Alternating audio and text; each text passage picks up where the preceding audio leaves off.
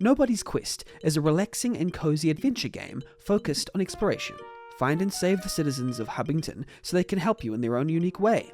Collect crafting materials, go fishing, farm, catch bugs, and learn new field and combat abilities to eventually face the lord of all that horrible evil to recover your stolen body at your own pace. Try the demo on Steam, Itch, or Game Jolt now. Okay, here we go. In 3, 2, 1.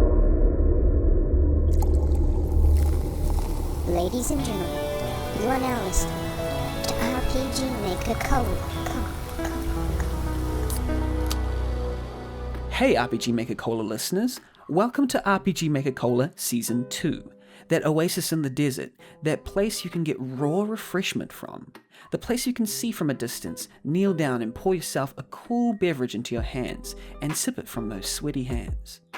This hydrating elixir is known as RPG Maker Cola, your fizzy soda-filled source of content for game development opinions that mean very little in the grand scheme of things, and it's your favorite RPG Maker podcast, RPG Maker Cola.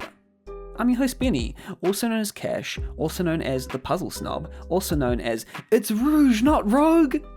And this is the place for you. It's a chill space where we get together skilled developers from the RPG Maker community to chat cordially and occasionally non-cordially about game development, game design, and probably a whole bunch of unrelated other stuff too. It's casual, it's cool, it's cola. Today I have two guests who really are fantastic, and a full disclosure from like a personal perspective, like I am utterly stoked. I'm just really happy to have them on the show. You can probably sense it. You're going to love them. Two mainstays in the RPGmaker.net sphere, archivists, generally supportive in everything, and have been here since the early days of RPG Maker communities, the likes of Gaming Ground Zero, Gaming W, probably a whole bunch of other communities, and yet still they create games of different kinds as well. Of various kinds, communicating and supporting the community. Truly exciting. Our first guest is someone I personally adore. I've known this person to be extremely helpful and influential, supporting the community in various ways, from the missiles to general encouragement of others' games. I even feel their support for the RPG Maker Cola podcast with their enthusiasm, excited suggestions and questions they always send in. And also I've noted there's notable developers who have said that their encouragement has caused them to go commercial with their games or do various things. It's very exciting, and I think their contribution is almost undervalued, but they are also very loved. Their humorous touch and technical verve can be seen in their joy-filled games, mostly consisting of parodies, actually, or rather loving homages that push the 2003 engine to its limits, ranging from attempted one-to-one creations of various, SNES and other traditional retro battles and scenes and so forth. For example, the Millennial Fear Battle, whose sole purpose was to show the limitations of the RPG Maker 2003 engine, a truly admirable experiment, to YS3, Wonders of the Uncanny, and Final Fantasy Uncanny, Battle at Big Bridge. Basically, they all end it with uncanny, or have some kind of uncanny valley sort of theme to them. Which are similar projects, but they sort of have the intros and different scenes, and the attempt is to bring awareness to the ways that RPG Maker is maybe a little bit limited in certain areas. I think it's a very interesting experiment. And then we move onward to great technical achievements for what they're perhaps better known for, Final Fantasy vs. Dog, and a self-professed quick and silly tech demo based on the Final Fantasy Dog meme, but which took the hearts of many RPG Maker players with its brilliant concept, cute comedy, and bouncing dog. But promoted by the idea that it looks fantastic and also pushed the boundaries of the engine yet again. And finally to Steamed Hams, but it's RPG Maker 2003, a tour de force recreation of the Steamed Hams scene/meme from The Simpsons, but reimagined with battle systems and a couple in-jokes while remaining faithful to the source. This developer has called these silly tech demos, but this game garnered attention from the creators of One Shot and Always Sometimes Monsters, among others, the latter calling it probably the best thing to come out of RPG Maker. They also have taken on the job of archiving obscure or lost RPG Maker games to help preserve history for RPG Maker as an engine, with the help of our other guest yet to be introduced. Indeed, I feel this developer undersells their massive contribution to the community. They're an incredible creator whose work is exceptional, and I'm very happy to have this contributor and friend as a guest on the show. I'm proud to introduce the one and the only Lord Blue Rouge. That's one hell of an intro. Hello. Wow, man. Sorry. Yes, this is Lord Rouge. Hi, everyone. Pleasure to have you on board the SS RM Cola. Our second guest is someone else amazing, having also been active in the RPGmaker.net community for some time now. From work in the RPG Maker archive, I think it was in RPG Maker Historia and others, it's a bit blurry to me, I'll ask about that later. They've played a significant part of RPG Maker community and its history, also developing great games that are super innovative and visually striking, ranging from the atmospheric Indie Game Maker Contest 2014 entry, Siesta Reina, a dream-traveling game concerning some themes of innocence and damage, I suppose, but just very sort of fabulistic and mythical in approach. And it also crosses some great boundaries. It followed by the vibrant puzzle game Over My Dead Body for You, a puzzle game created in Unity with a team and available on Steam now, I believe. Moving on to the monochromatic, beautiful-looking exploration game Les Habitants du Soleil. I don't know how to pronounce French. I'm bad at that. And then the survival horror game Nemoral about discovering a secret of a forest and a cult, featuring some truly unsettling atmospheres and imagery. Then it seems that Cryopolis came as an Indie Game Maker Contest 2018 entry as a survival horror game focused on inventory management and navigation. This person has a great again, a French word that I don't know how to pronounce, of great games and fantastic innovation. They're currently working on an atmospheric and futuristic project called The Machine That Breathes, which is a 2D survival horror game with a focus on situational combat and exploration, inspired by the likes of Resident Evil and System Shock, two great games. You'll crawl through a hostile environment and manage a limited inventory to brace against the unknown.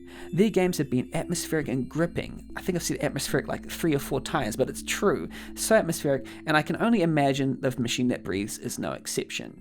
I'm really looking forward to this. Each game seems to improve, and this developer seems to be on their way up and up. I'm very, very proud to introduce the one, the only, Schweep, or Choinheap, or Darkin. Wow, that's a flattering intro as well. Hey, I usually go by Schweep in the broader communities nowadays, but in RMN I'm still known as Darkin because I'm too lazy to change it. So yeah. That's how I knew as well, but until I discovered The Machine That Breathes, created by Schweep, and I was like, who created this? And it was Darkin. I was like, wow. Yes, but now I know you as Schweep, and I'm sure that the name will be echoed throughout the generations in future times. That's why I didn't change my name. Yeah.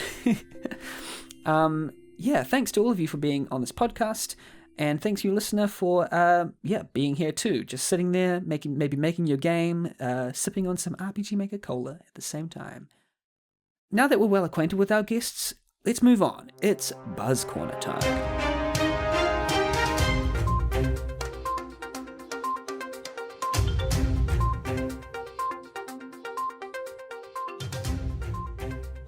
Welcome to the Buzz Corner. Here we talk about what RPG Maker, or otherwise indie games, are gaining buzz at the moment. Or not, it could be an older one too. You don't own us! If you can think of a game, I've asked the guests to bring one game each to talk about that they're pretty interested in. They don't have to have played it, just has to have a game page or something that looks interesting. And I haven't played this game. It's Vertigo Temple.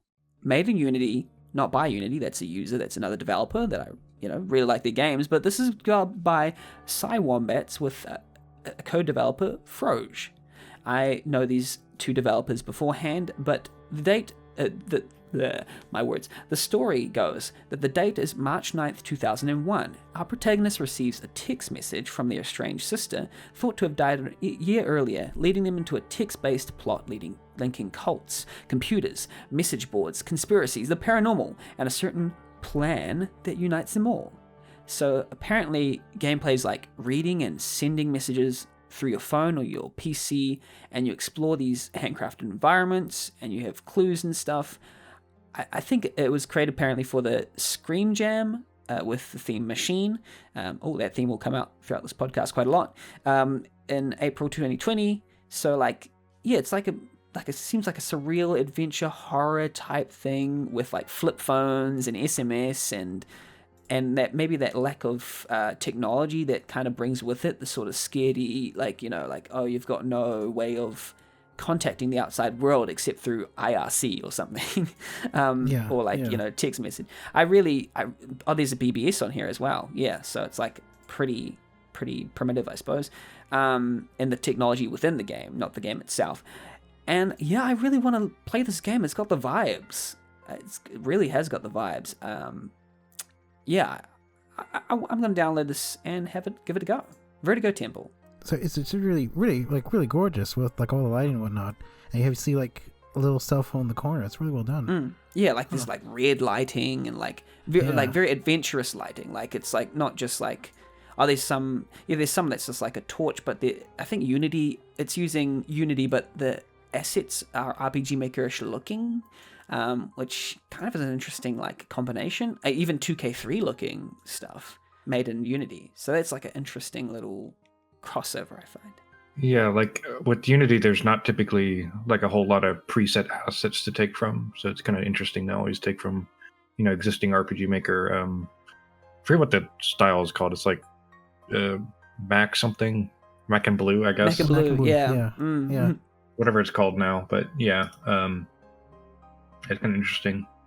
Yeah, they have like a lot of side on. Well, they combine, I think there's RTP in there, and then and Mac Blue, and then they combine that with some other, I guess, custom assets. Cy Wombats is a good programmer. Like I really, they bring an interesting thing to the RPG Maker.net sphere, in that they'll always have something that's beyond my technical means.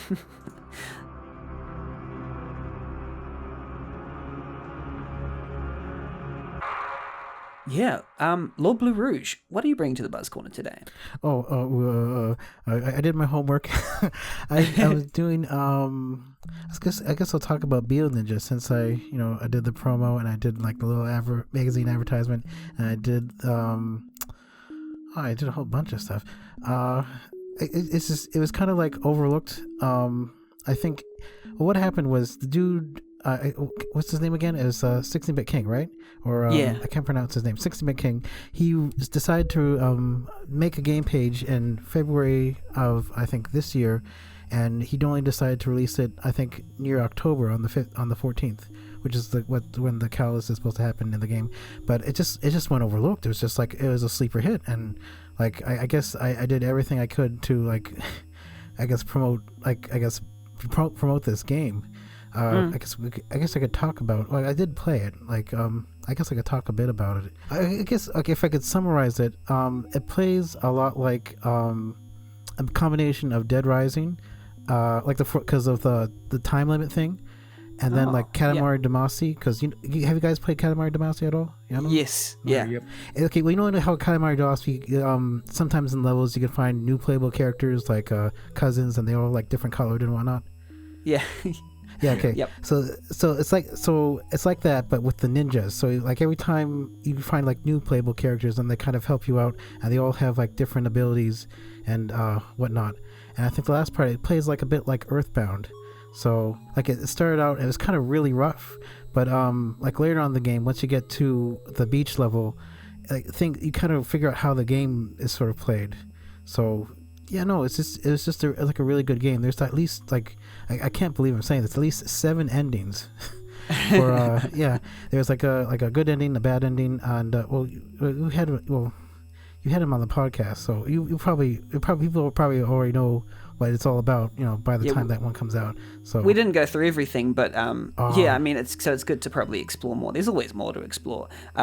With this, I think, it's quite interesting how there's so many possibilities, and it's sort of designed maybe for playability even. Like as it's like you're like a beetle ninja, you're like a ninja for hire, and you accidentally cause like a cataclysm, a really big thing where you accidentally cut like a huge bean in half, and it starts the end of the world.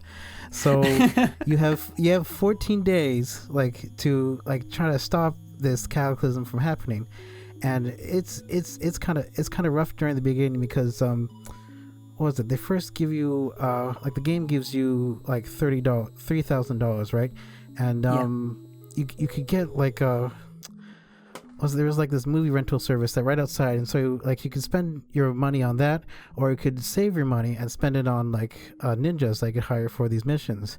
And like it's just trying to figure out like it's kind of a hard game, like because there's kind of some like challenges with like I guess using RPG Maker 2003 at the same time. Yeah. Like, but yeah, I mean, yeah, like it definitely like it's built within the engine, but there's like I think Prosciutto Man or 16-bit King like tries to push the boundary quite a lot with this as well. Like it's quite a transgressive game in that way.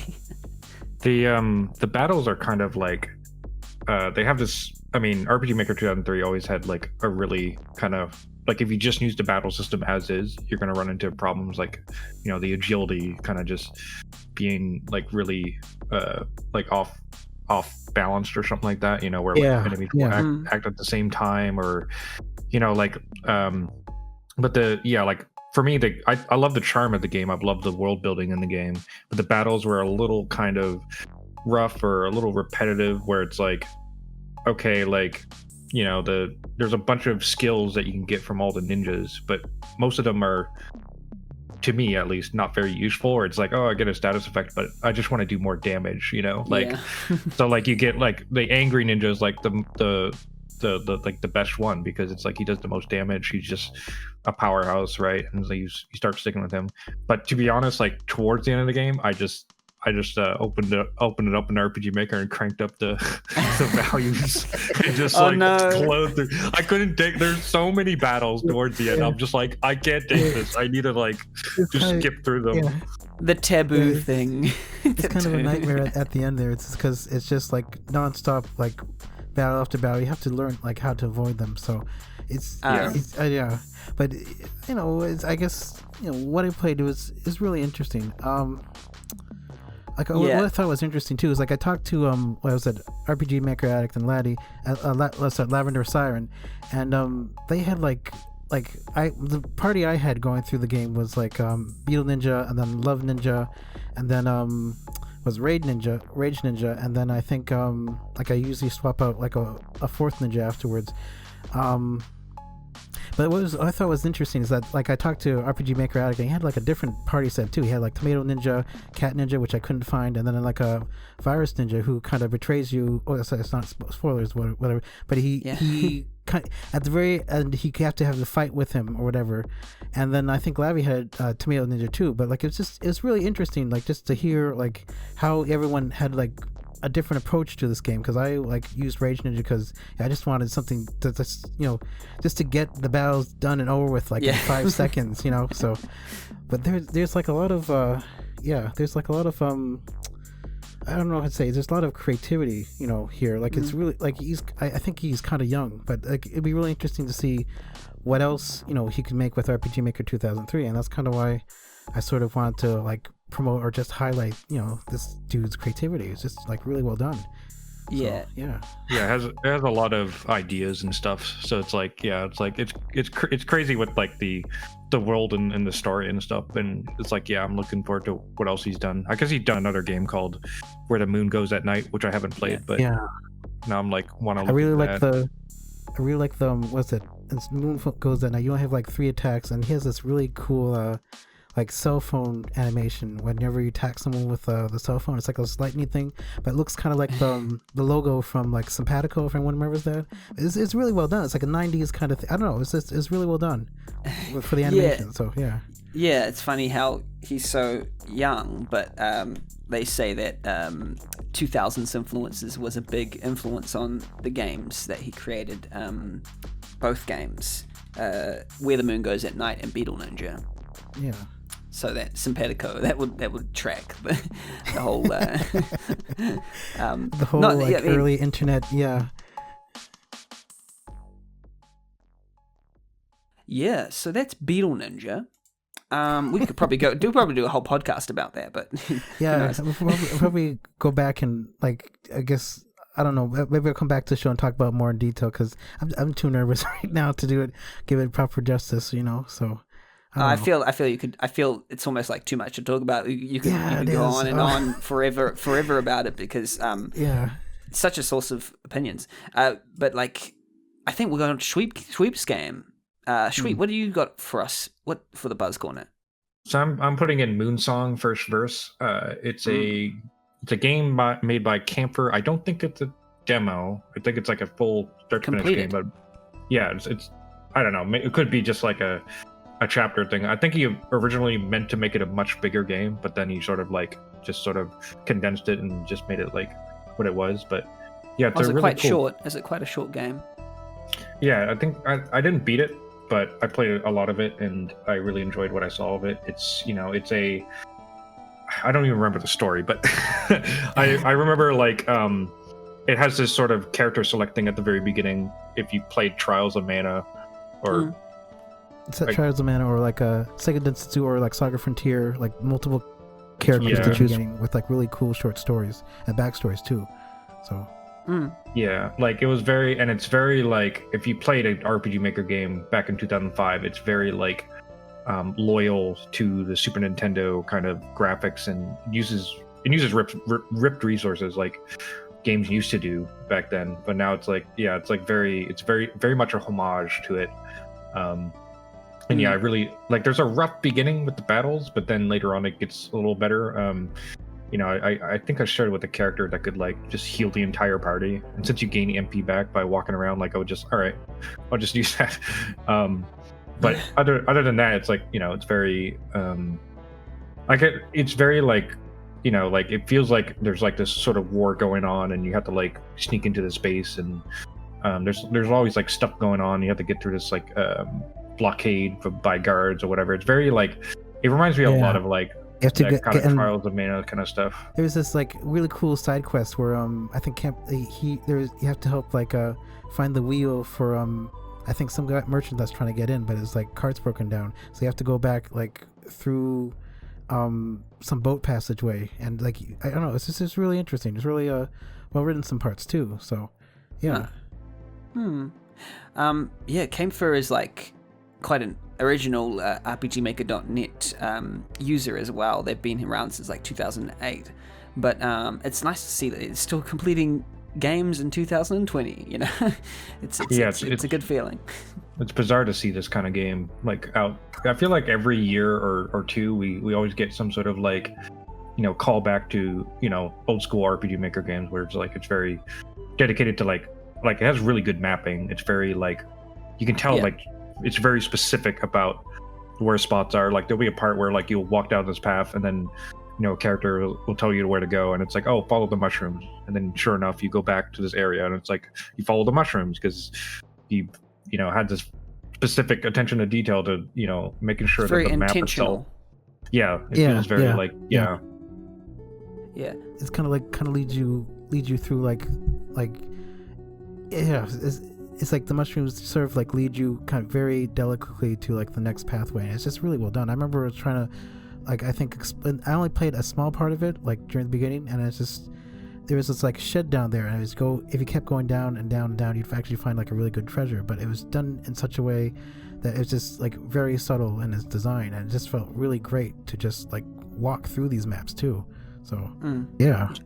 I think it's my personal game of the year for the Masaos. Oh, since that's interesting. Since that's the main thing that's going on right now. I'll have to play it then, because it seems like it's a short game as well. So there's for a few Game of the Year nominations. That's interesting that you both chose Game of the Year nominations for the Masaos 2020. 2020. Yeah, 2020. Yeah. My personal pick, though, would be Therapist for now. That's just my personal. That's the one that I'm rooting for. But I mean, and it's I don't want to bring it up. It's a little because Moonsong is nominated for 5 different categories, really? Including Best Short Game, which Stories of New Eden is also nominated, and there's also New Eden just popping up everywhere in categories I didn't agree it should be in. Including quite at the top of Game of the Year, and also it was discovered that 2 of the reviews of New Eden were by the developer, And I would just wager to think that maybe the votes on the Masao nominations were cheap. Oh, so we're getting into scandal territory in this podcast here. I was hoping we wouldn't, talk about, but I guess we have to. So yeah, we're roped into this. Yeah, we don't have to. I mean, Law Blue is a new staff member, which I'm very happy. So they have to stay, somewhat impartial towards it. I think Liberty was very fair, and I pointed it out to Liberty actually that there were the two reviews, and I said, "Oh, they seem like by the same person."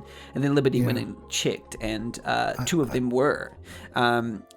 So they just, there's no way to know. There's no way to know about the Masao voting, but because it's anonymous. So Liberty was very fair in saying that there's no way to track, so we can't disqualify them for anything. And I was like, oh, fair enough. You're a very, very fair judge. All hail Liberty, CEO of RPGmaker.net. Yeah, the whole thing was a little sus to me, especially I could understand that there's someone with a Facebook group and they have some dedicated fans, but yeah. It just didn't really seem to add up when I checked the group. It's the posts get 5 likes per bulletin post. I don't know. It just, I never heard of this game. The person hadn't actually been around the community, so it's you can tell when a game just sort of something very suspect. Something kind of not right about getting all those nominations and. And I'll just say it because of the screenshots as well. I'm judging. I'm being very judgy about this, but yeah. Anyway, but it could be a good game. I'm not going to completely say it's an outright scam, but it could be a good game. But it's funny when they note things in the feature list in the review. It's lush lighting system, and it just looks like it's the traditional plugin with no added features on top. Anyway, I'm sorry. I'm dragging another game during the buzz corner. But anyway, who cares? More like scandal corner. No. Oh, sheesh. Anyway, we'll go on to our Oh, you want to mention another game, perhaps for the buzz corner? Oh yeah. I played. Okay, so people might have already known about this game for a long time, but there's a game called Starless Umbra that's kind of resumed development, I believe. Since 2010. I remember it used to be an RPG Maker project, but now the author Dragon Hartman has moved on to making it into Game Maker, and I've seen them around the community recently. Yeah, he's just been on and off, and came back and just released a small alpha demo that I played and gave feedback on. But I was pretty impressed by it because it was kind of it's in Game Maker, so it has its own completely own gameplay. It plays a lot like Xenoblade, where the battles are sort of auto target, and your AI party members will sort of auto target, and you kind of just press hotkeys, and they have cooldowns, sort of like an MMO, but single player, I guess. And there's cutscenes that happen while you're walking around. Characters will talk to each other while you're sort of going through the environment. So it's Wow. very unique. Just things I would never see in an RPG Maker game typically. And I'm interested because I'm also someone who's switched over from RPG Maker to Game Maker and stuff like that. So it's I'm interested to see what you can do with the Game Maker RPG, because me personally, I decided to just kind of go make smaller games in our Game Maker and hopefully build up to an RPG. But this person's just all right, I'm just gonna go just remake this old game basically and see how it goes. And I was pretty impressed by it though, just for what it is. Oh, the scandal of that's a scandal. The Schweep abandoning RPG Maker. No. What have you done? Why are you leaving us? So long. Say about you anymore. I always thought I knew about this game.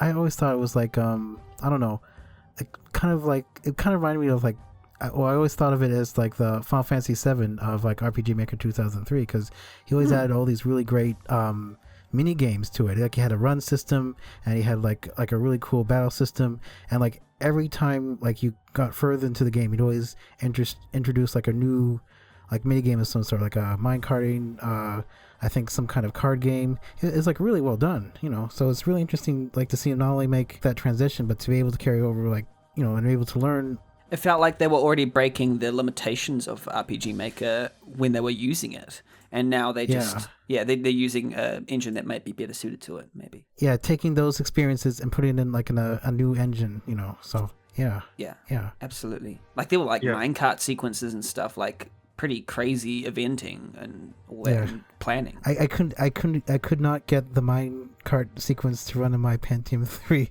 So, yeah. So maybe it's, being in Game Maker will help. Maybe. Yeah, maybe. Yeah, so like I think he already finished another game called like Children of Umbra or something like that in Unity. But it's like he's gone through this whole other journey of like, all right, I went from RPG Maker to Unity, then back to Game Maker, because Game Maker is like a little more simple than Unity. I wouldn't say more simple, but like he's trying to find his own workflow, and yeah, like I guess when you're making a ton of mini games and a lot of like pushing the limits, it's like sometimes you got to ask yourself if you should, Undertale was made in a Game Maker, right? It's like a massive project. Yeah, I think even Toby Fox like experimented with RPG Maker very early on, but moved on to Game Maker to kind of, you couldn't really do that kind of dodging phase kind of battle system in RPG Maker as well. I mean, you could, but it just that's not the thing that it's designed for per se. Yeah, you're breaking the limits, and it's got some issues with tweening. But I mean, like RPG Maker 2003 might be smooth, but then again, like you need to really work it to its limit to get it working to that extent. Yeah, I mean.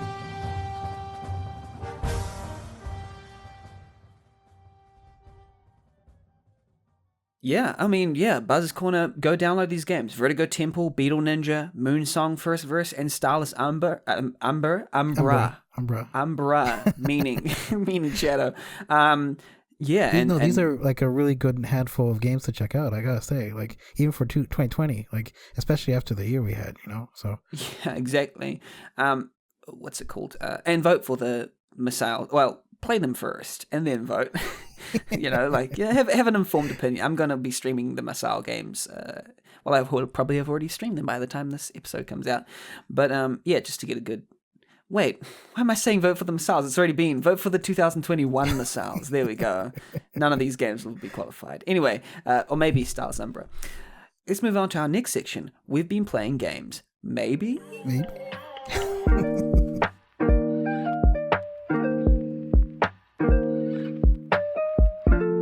Hey, have you been playing games? Yeah, you. I'm pointing at you, listener. You can't see me. It's an audio medium. But if not, that's all cool. And if so, you can still listen here as each of us talk about a game we've been currently playing or have played in the past and explain what we'd liked and disliked about it. I'm going to bring this obscure MMO called RuneScape. It was developed by Jagex. It's a fantasy, massively multiplayer online role-playing game built in Java, but then apparently they changed to C++ in 2016. I didn't even know that.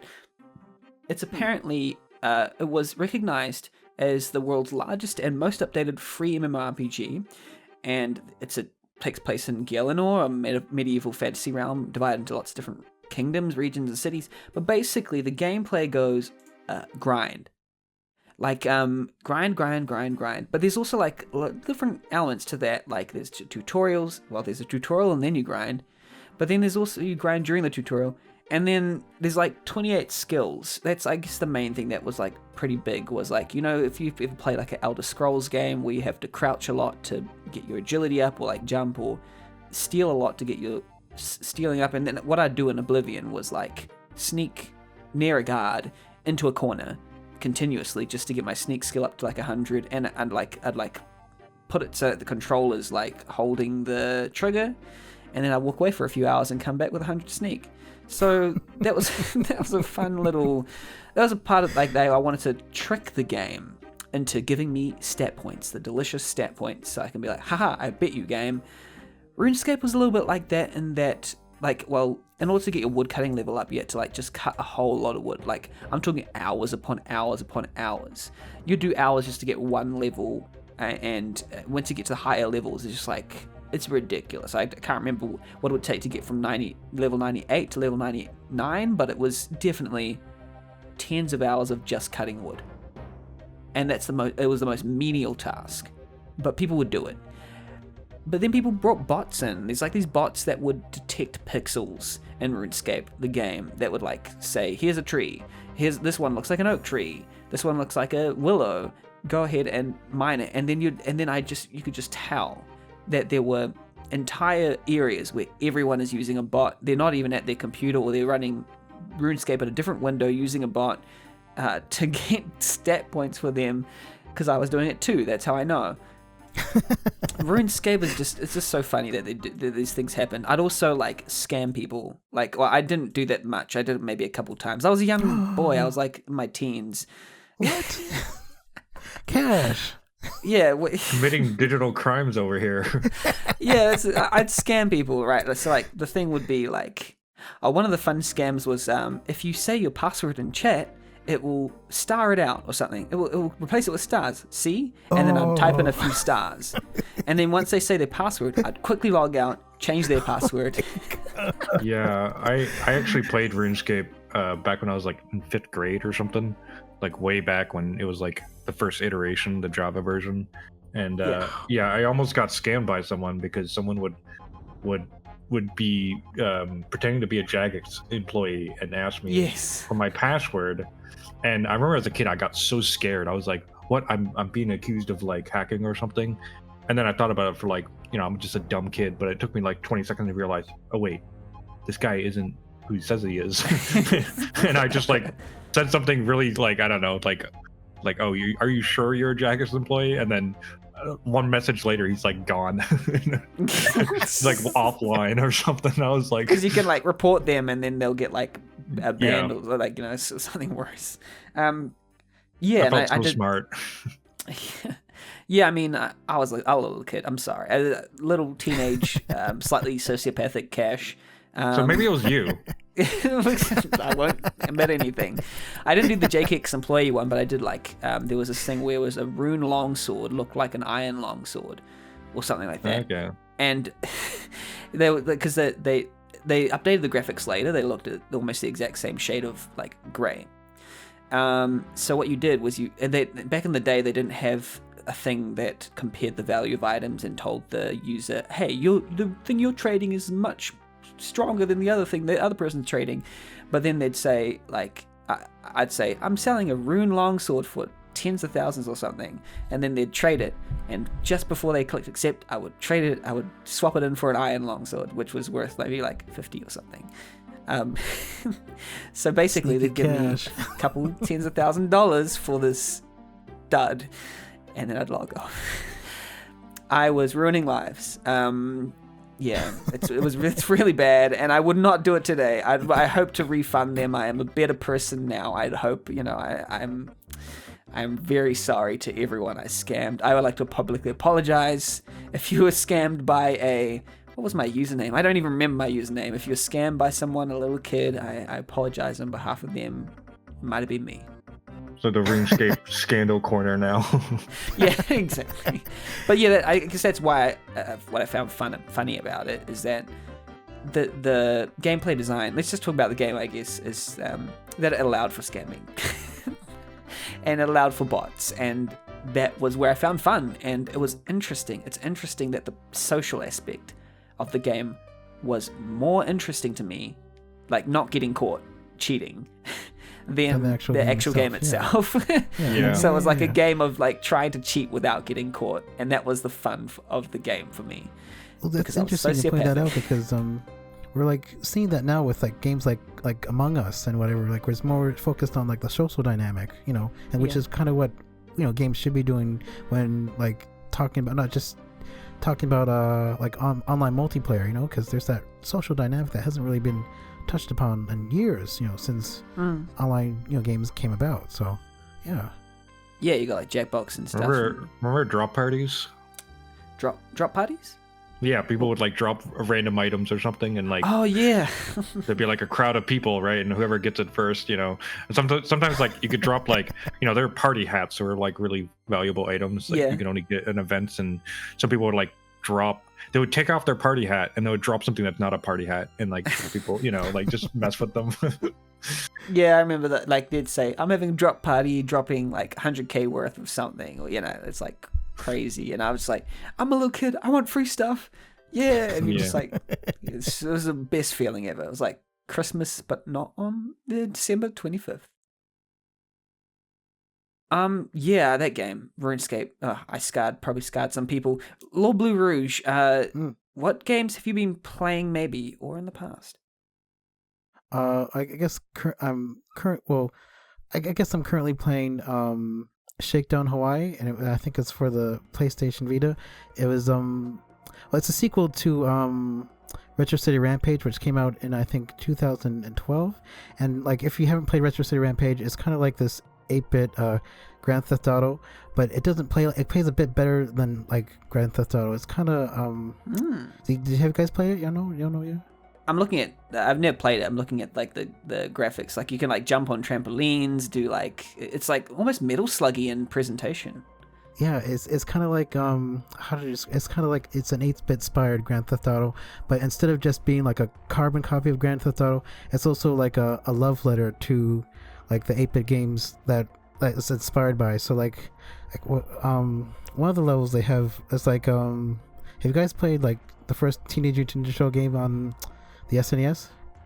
No, I haven't played that. Okay, no. Well, there's this really awful like water level where you have to deactivate the bombs, and so like Retro City Rampage recreates that level but with better controls and kind of fills it in with like a little like jokes or whatever, witty remarks about it, and I think you actually get to shoot like one of the Ninja Turtles or something.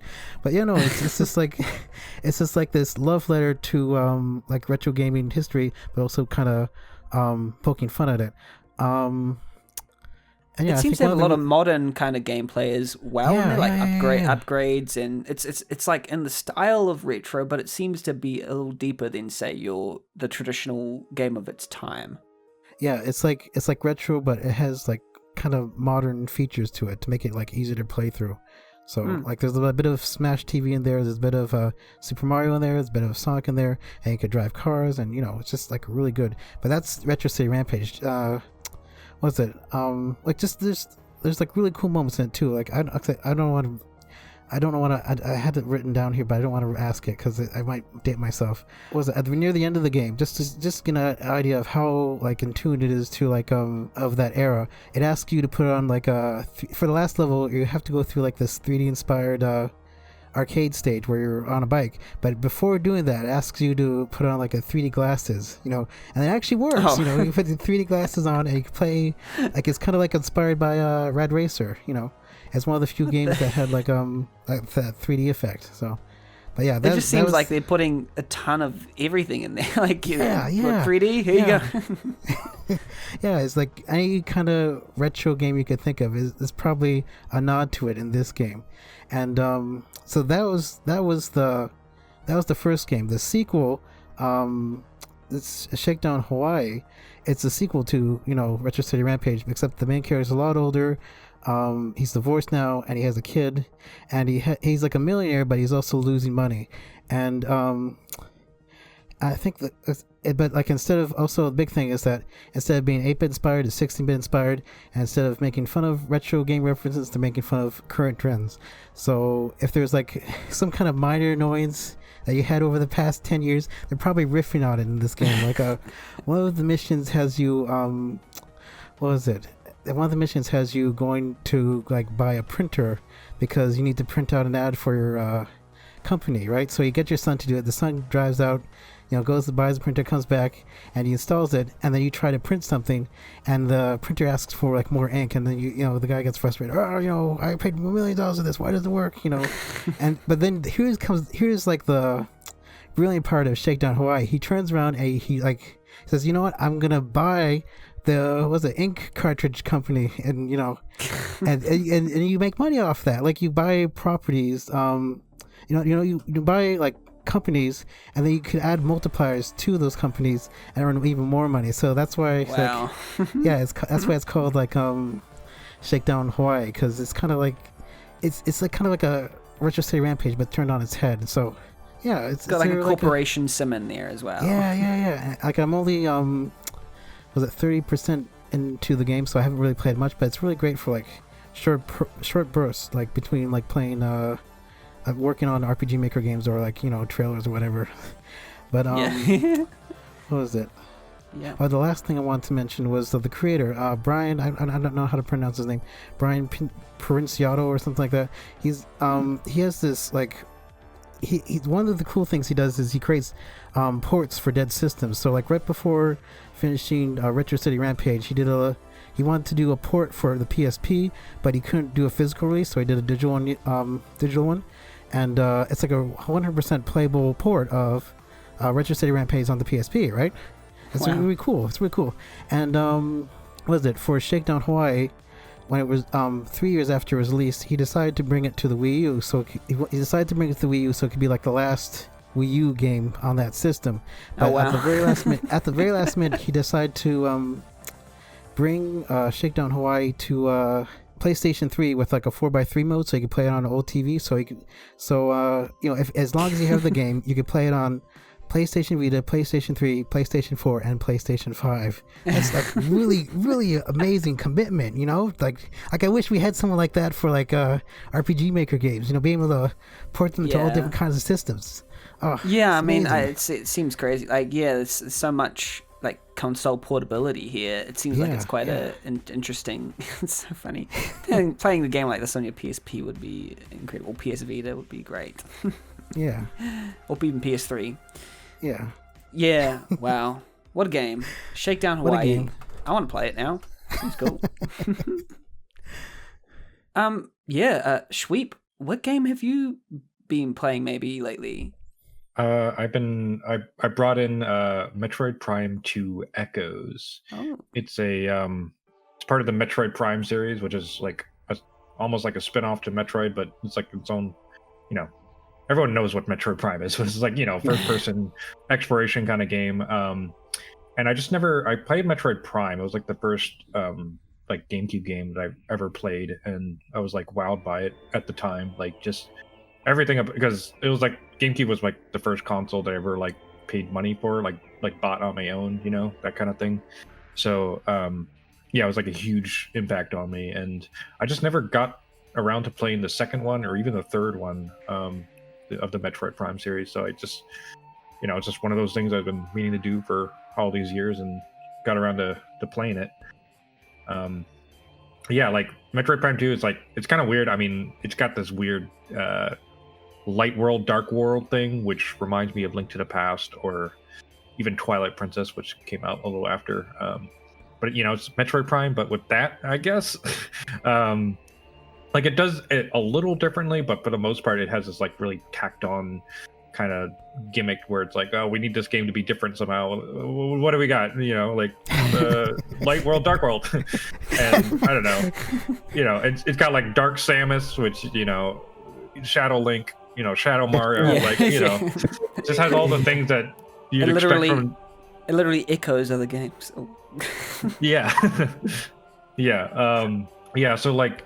Yeah, I mean, I'm enjoying it, but it's just funny to kind of like notice all these like kind of things. Like, why was like shadow goopiness such a thing? Because Mario Sunshine had like the goopy Shadow Mario, and then you had Twilight Princess that had like, I don't know, shadow goopy Twilight Realm things that were like in the shadows and stuff.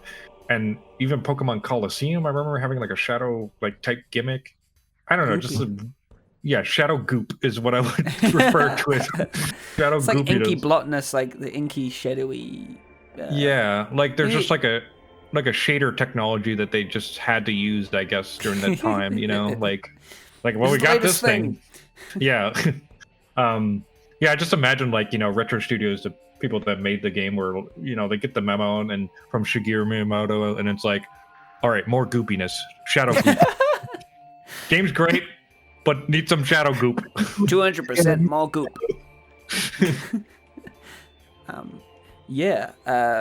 Metroid Prime 2 Echoes. It got several video game industry awards, though apparently like top games lists, so like Nintendo Power and IGN. I'm just wondering I'm just trying to look how good it was compared to the other ones. It did seem to get quite good critical reviews. Yeah, I mean, nothing really stands out to me. To me, it's like it's more Metroid Prime, which is a good game. But like, I've only gotten to the I felt like the introduction was a little dry. Just I don't know. You're like in a wastelandy, dusty area. Is kind of like But then as it picks up and you get to the swamp area, and the music starts like actually getting good, I'm like, oh, this is Metroid Prime, like there's like this instrument in Metroid Prime games where it's like it's like a worry kind of noise. I don't know how to describe it, but once I hear that, I'm like, oh, it's Metroid Prime, this is what it is. Yeah, it just I don't know, like I mean, it's good, but I don't know yet if it's better than Metroid Prime 1. It's just one of those hard things because it's so similar. It's like you gotta like really like look at it from a bird's eye view, I guess, to kind of because I'm wondering at myself, like, was it just good for the time, or was it like is it just kind of more Metroid Prime or whatever? So it's like I don't know. I've been wondering about that kind of stuff, or because it came out like 2 years after Metroid Prime 1. Yeah. What I really liked about the first one, like I didn't play through the whole game. I only borrowed it from a friend, and I was able to get to like the final boss. And what I thought was really interesting was how they were able to like merge like the third person stuff with the like first person action sequences. Like when you find the last boss, he's like charges at you, and you have to immediately go into a ball, and then you come out of the ball and you have to fire at him in first person. And then it's like that kind of mixing of those two perspectives was really interesting.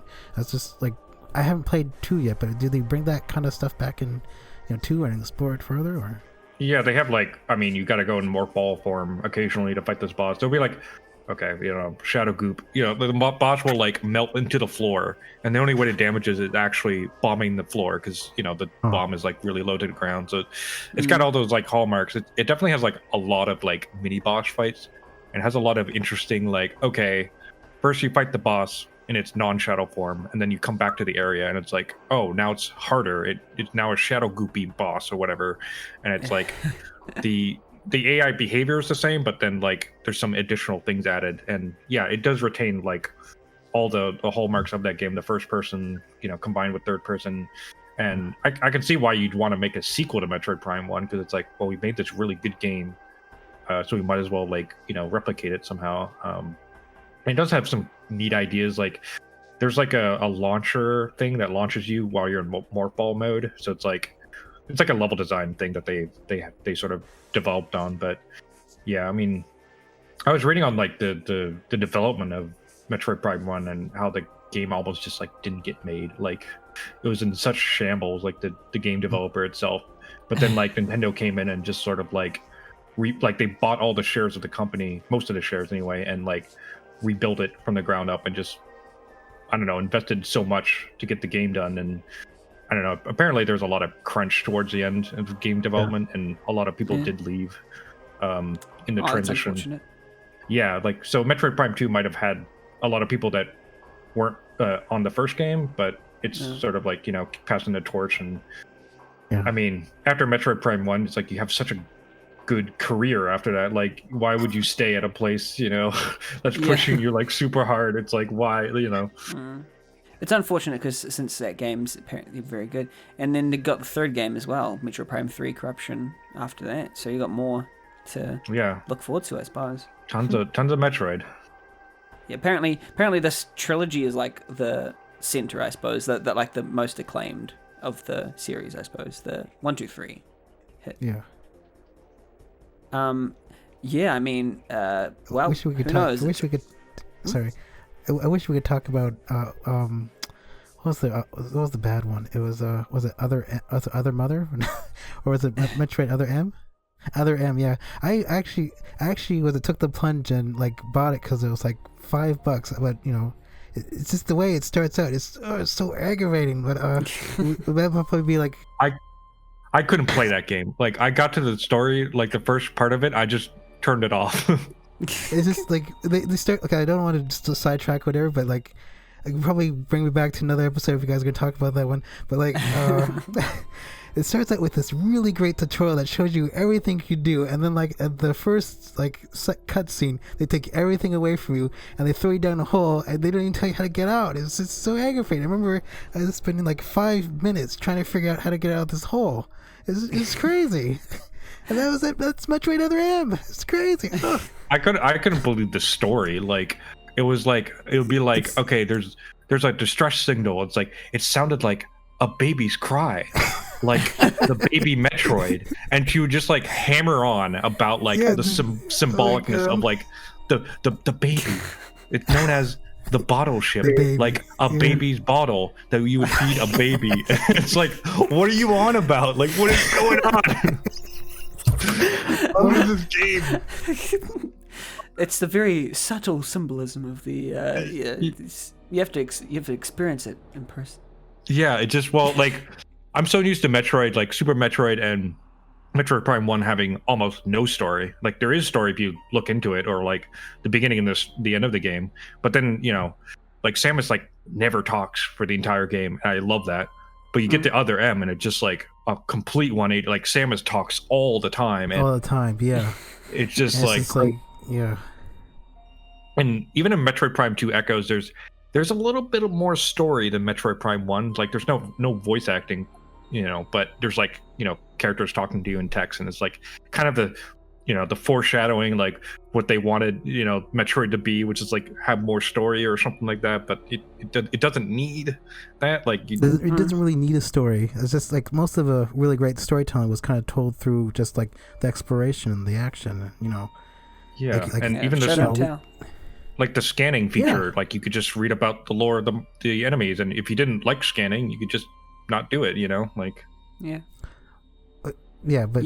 Sorry, I don't. I guess the last thing I wanted to say, like about Metroid Other M, was just like Samus doesn't really need a story. There was a story there, but it just wasn't very good, or wasn't very told very well. Like I just didn't really feel like it fit into that franchise. I don't know how to describe it. Like, yeah, jeez. Yeah, I need to play Other M to It's a really interesting bad game to play through. Yeah. I mean, about Metroid Prime 2 though, it'll be up to the listener to play it and see if it is an echo of the previous. If it's a mere echo, or if it's good enough to stand on its own. Speaking of echoes, let's go on to our next section, which is the topics we must discuss because it's a podcast and it's serious. That was the echo. Here's the part of the podcast where we ask the serious questions. There's that echo again. I'm gonna ask a few questions about origins and sort of your tragic backstory. No, you're not an RPG character. But yeah, just about. So our first question is sort of about how did you come about making games, and if RPG Maker, how did you discover RPG Maker? And I think because you do a lot of utilitist stuff, both of you, we'll also discover like how did you come into the community as well. I suppose what kind of things you're doing. What's your story? I'll start with Low Blue Rouge. I was hoping Darkin could go first because he usually gives really good answers.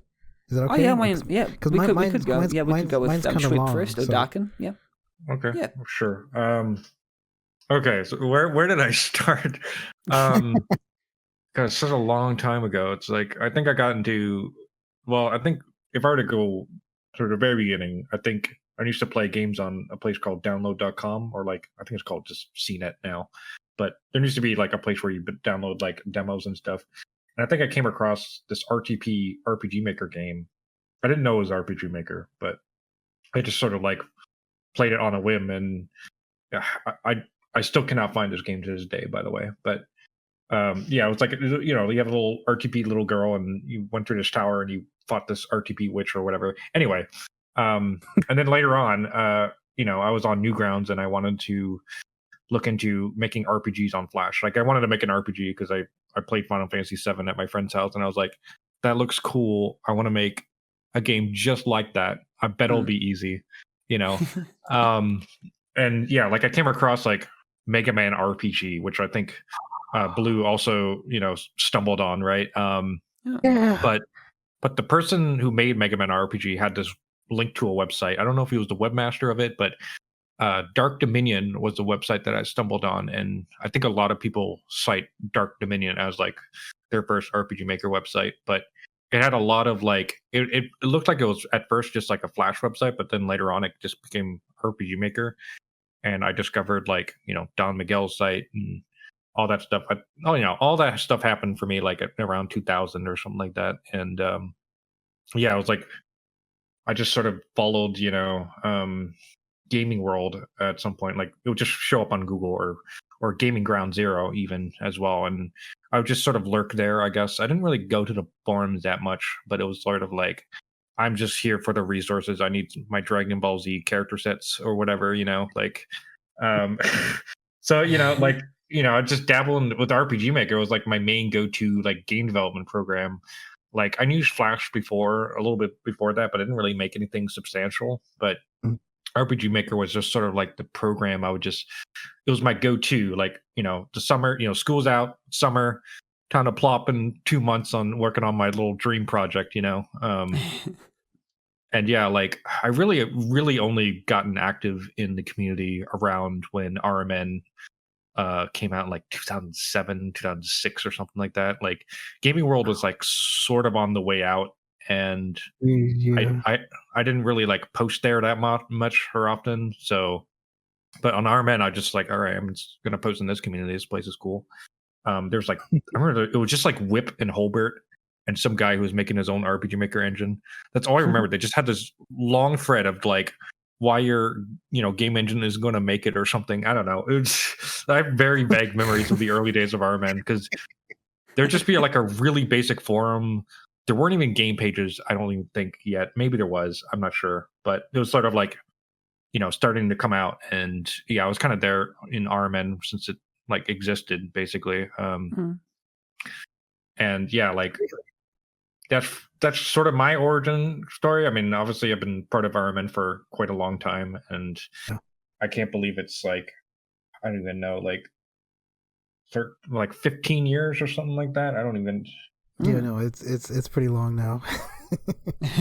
Like I remember you saying that on the blog post I posted on after when 2018 Mesos, and I didn't realize how similar it was. Like the whole like Flash thing and being 2000.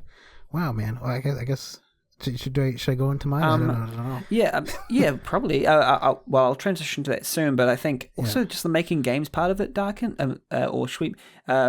How did you get using the engine to make the games? Oh, right. Yeah. I mean, like for me, RPG Maker was kind of like I would just never get project done. This is like the main thing, right? Like I would always like, here's my screenshot of my cool ass game. But there's like I would start out using rips, and then I would start getting to sprite editing. And I think like I started this game called Sleeping Gallant. I never released it, but it was like a steampunk RPG that takes place in like a snowy area. Is that the one with the boat or whatever? With a really cool like... Oh, I love that game. Oh. Well, it never existed, but yeah. Yeah, so... Yeah, like I would just have a project that looked really cool, that a lot of people really liked the look of, but, just never get it done. And that's like the story of like so many other people.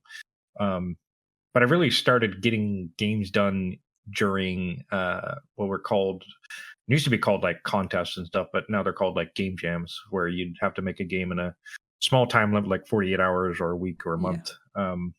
I guess we like RMN still calls them contests, but I kind of refer to them as jams. Like around 2010 is when I actually started like finishing games, like usually with other people, but I started just sort of like, okay, I'm just going to set a deadline for myself and just like, whatever the game is, it is what it is by the end of it, adding a time limit.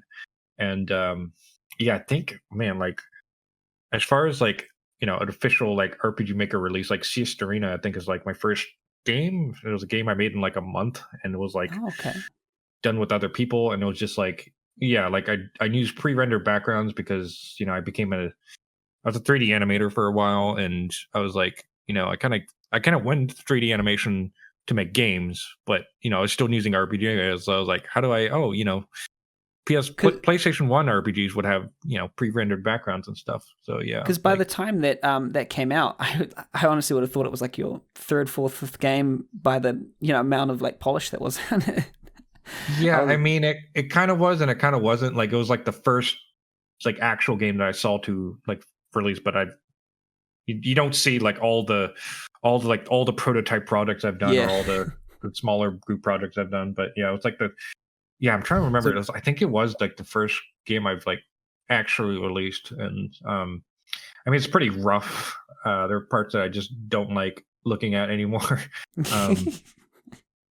And it just, obviously it just didn't have as many stuff as I wanted because it was only a 1 month deadline. I think I actually put the game together in like the last week instead of like the first 3 weeks. But the 3 weeks I was just like, like I'm sure, okay, I just need to, get this one background done. And then it's like 3 weeks left and I'm like, like 1 week left and it's like, oh my God, like I have to make, 20 backgrounds of this. So I just like rushed through it and got it done somehow. But yeah, like, and then I'm trying to remember my game history here. Because it's not quite a straight line. Because like, I had this like phase where I did all these like game jam games, and I'd release something that I felt like proud of. But I guess fast forward to like Over My Dead Body. Yeah, I forgot about that game. That was really good. Yeah, I did. It was like a puzzle game that I did with 4 other people. They were like, we started like a small company together, and we were just gonna like, we put out this prototype of the game on Game Jolt and had like 10,000 downloads or something crazy like that. And we were like, oh well, people really like this, so we'll just put it out on Steam. I guess we'll make a better version, and we're just gonna add some stuff, And then 3 years later, we have a commercial version of the game. Crazy. It took forever. Yeah, it happens, doesn't it? Just more and more content keeps getting added, and then all of a sudden you got this big project on your hands. Yeah, it was just like, I don't know. It was a game that wasn't like it wasn't like my dream game or anything like that. It was just something that is sort of like, okay, I'm sure this will do well. But what I didn't know was that on Steam, actually, puzzle games do not do very well at all, and did not sell that much. I think it's about like. I think by now it's like 200 to 400 sales. I'm no longer part of the company anymore, so I don't know how much money it made total, but it just didn't sell a whole lot by the time it came out. But it was kind of a huge learning experience, just like working with other people. I was mainly did art direction and game design. I didn't do any programming or any. Well, I didn't do animation, but I oversaw the animation. I just told other people to do what I thought would be best. But I didn't know what I was doing either. So it was, fly by the seat of your pants type of thing. Yeah. So yeah, that was a huge project. And yeah, it's like, I mean, it's a game that you can buy on Steam, and that's pretty cool. But yeah, go ahead and buy it. Listener, go buy that game. but yeah, it was just, it was like a huge learning process, I think, overall. Yeah. And I do look back on it. It's like, it's not really my brand, for me personally, but it's just, something you collaborate, and you don't always get like the exact thing you want, And upskill. It's like an experience as well, I suppose. Yeah. And then, were you going to say something? No. Yeah, I mean, then it would go into like, I suppose the other 2 games, like Moral and then Machine That Breathes eventually, right? Cryopolis. Right? So yeah, what happened was like around halfway through Over My Dead Body, I got hired at an animation studio. I worked on a bunch of cartoons, like, well, the current Inspector Gadget and like. That's what I wanted to ask. All right. And like Bob the Builder, and I don't know, a bunch of cartoons you've heard of, but like it's like the 23rd season of whatever, It's great. But yeah, I was like really busy on that. The funny thing is, like, I actually finished Over My Dead Body a lot quicker at my job, just because I don't know, I just like, oh, I got 4 hours, 4 to 2 hours or whatever left in a day. I gotta just spend it on this game, or else, I won't ever finish it. So it's like kind of this whole thing. But 3 years later, into the job, like we all got laid off. It was like the entire studio would just, I don't know. there's this whole thing, but like, like they bought the Peanuts IP or something like that. Right. And they lost so much money from it. The studio is now called Wild Brain, but it used to be called DHX. But they had to lose. Yeah. I know about that. They just botched the whole thing. I mean, I don't know what actually happened, but it turns out like they lost, a lot of revenue, and they just, they just mismanaged it, and they're just like, I guess we're going to cut out, the studio here in Nova Scotia, and Right. we're the ones to go, I guess. And they still have like a Vancouver studio and Toronto studio, but we were kind of like, the one to go, even though the company, I'm pretty sure, originated here in this province. Yeah. So that's crazy. yeah. So anyway, that's crazy. That was going on, and I got laid off, and I had basically 3 months. I was just to get paid and finish up the show, some show named Color Forms, which was like by the Blues Clues people or whatever. I was working on that. I was like finishing up on that, but I just didn't care about it at all. So when I got home from work, I was just like, all right, I'm just gonna make a bunch of games. Like, right. I picked up Game Maker, and I was just like, I'm gonna learn Game Maker and just put all my attention onto this. And yeah, I just made a bunch of Game Maker games, including Nemoro and Cryopolis. Those were like 1 mint each, and they were just sort of made out of like me learning Game Maker, basically, Right. just learning how to do like. I mean, it's weird because you play them and they kind of look like RPG Maker horror games, even though they're not made in RPG Maker. Yeah.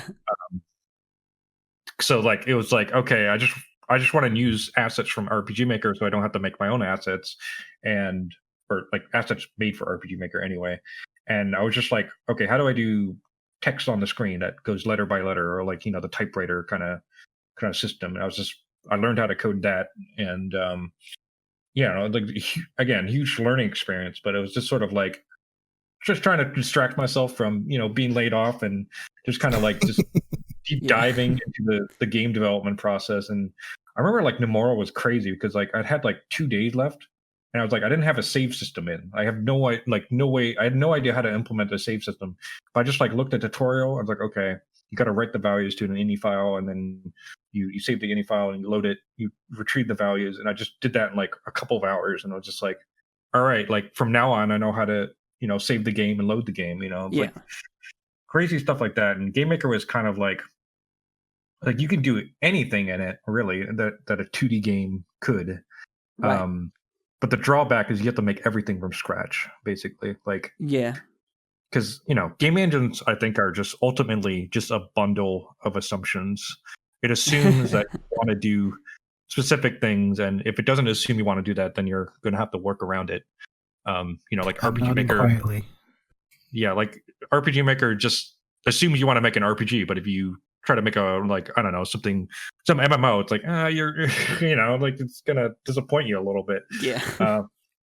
So yeah, anyway, I made horror games because they were a little easier to scale from nothing to just like a basic like, okay, you have rooms, you enter in rooms, and the rooms remember like whether or not you picked up an item, and you have like a simple inventory, and there's no stats or anything. They're just really simple like basic stuff. And I think that's why like RPG Maker horror games tend to be pretty popular to make, because you can just you don't have to worry about a battle system or anything. You just have a really basic inventory, and sure, the combat might not be great, but you get like just put in a little fog effect, and you wander around in an empty map, and you got like an atmosphere kind of thing. Yeah. So atmosphere kind of thing. Yeah, so it's just sort of, I was kind of influenced by that kind of like, oh, that's like a really quick and easy way to do things. And yeah, I was like kind of experience, and I guess the fact that I was almost using RPG Maker as a template, it was easier to sort of go, okay, I know the game's going to be top down. I know I want this, like have characters that go in 4 directions. I'll have pixel-based movement instead of tile-based movement, but that's an improvement, like that kind of thing. So Right. it was like an easy way to sort of like, like have not start from nothing, but start from like, okay, just remake what kind of RPG Maker generally does with regards to character movement or presentation. Right. Yeah, I mean that's a good story of how it all came to be. maybe we'll actually might move to Lord Blue Rouge. You were talking earlier about how you sort of were connected in that community. Yeah, but I just that's an incredible story, Darkin. Yeah, it is. Wow, and like especially with like the animation studio closing down, we had something similar when I was like in school. We were supposed to go on a trip to Nirvana Studios, but the year that we tried to go, they moved down to the States. And we couldn't go in there anymore. So like it's kind of like this common thread of trying to get into the animation industry and be kind of being blocked at like one time or another because the company is kind of losing money and whatnot. So that's like a common Canadian animation history kind of thing. So sorry, I should talk about my how I found RPG Maker 2003. I guess. Is that oh yeah, sure. Yeah, go okay, ahead. Okay. Yes, please. I would love to hear. All right. Okay. I don't want to make it too long. I just want to kind of, I guess, make the highlights. So I just wrote down just to get an idea. Like this was like mid '90s. I guess I played like the classics. The first Squaresoft game I played was Secret of Mana, right? And it was an action RPG.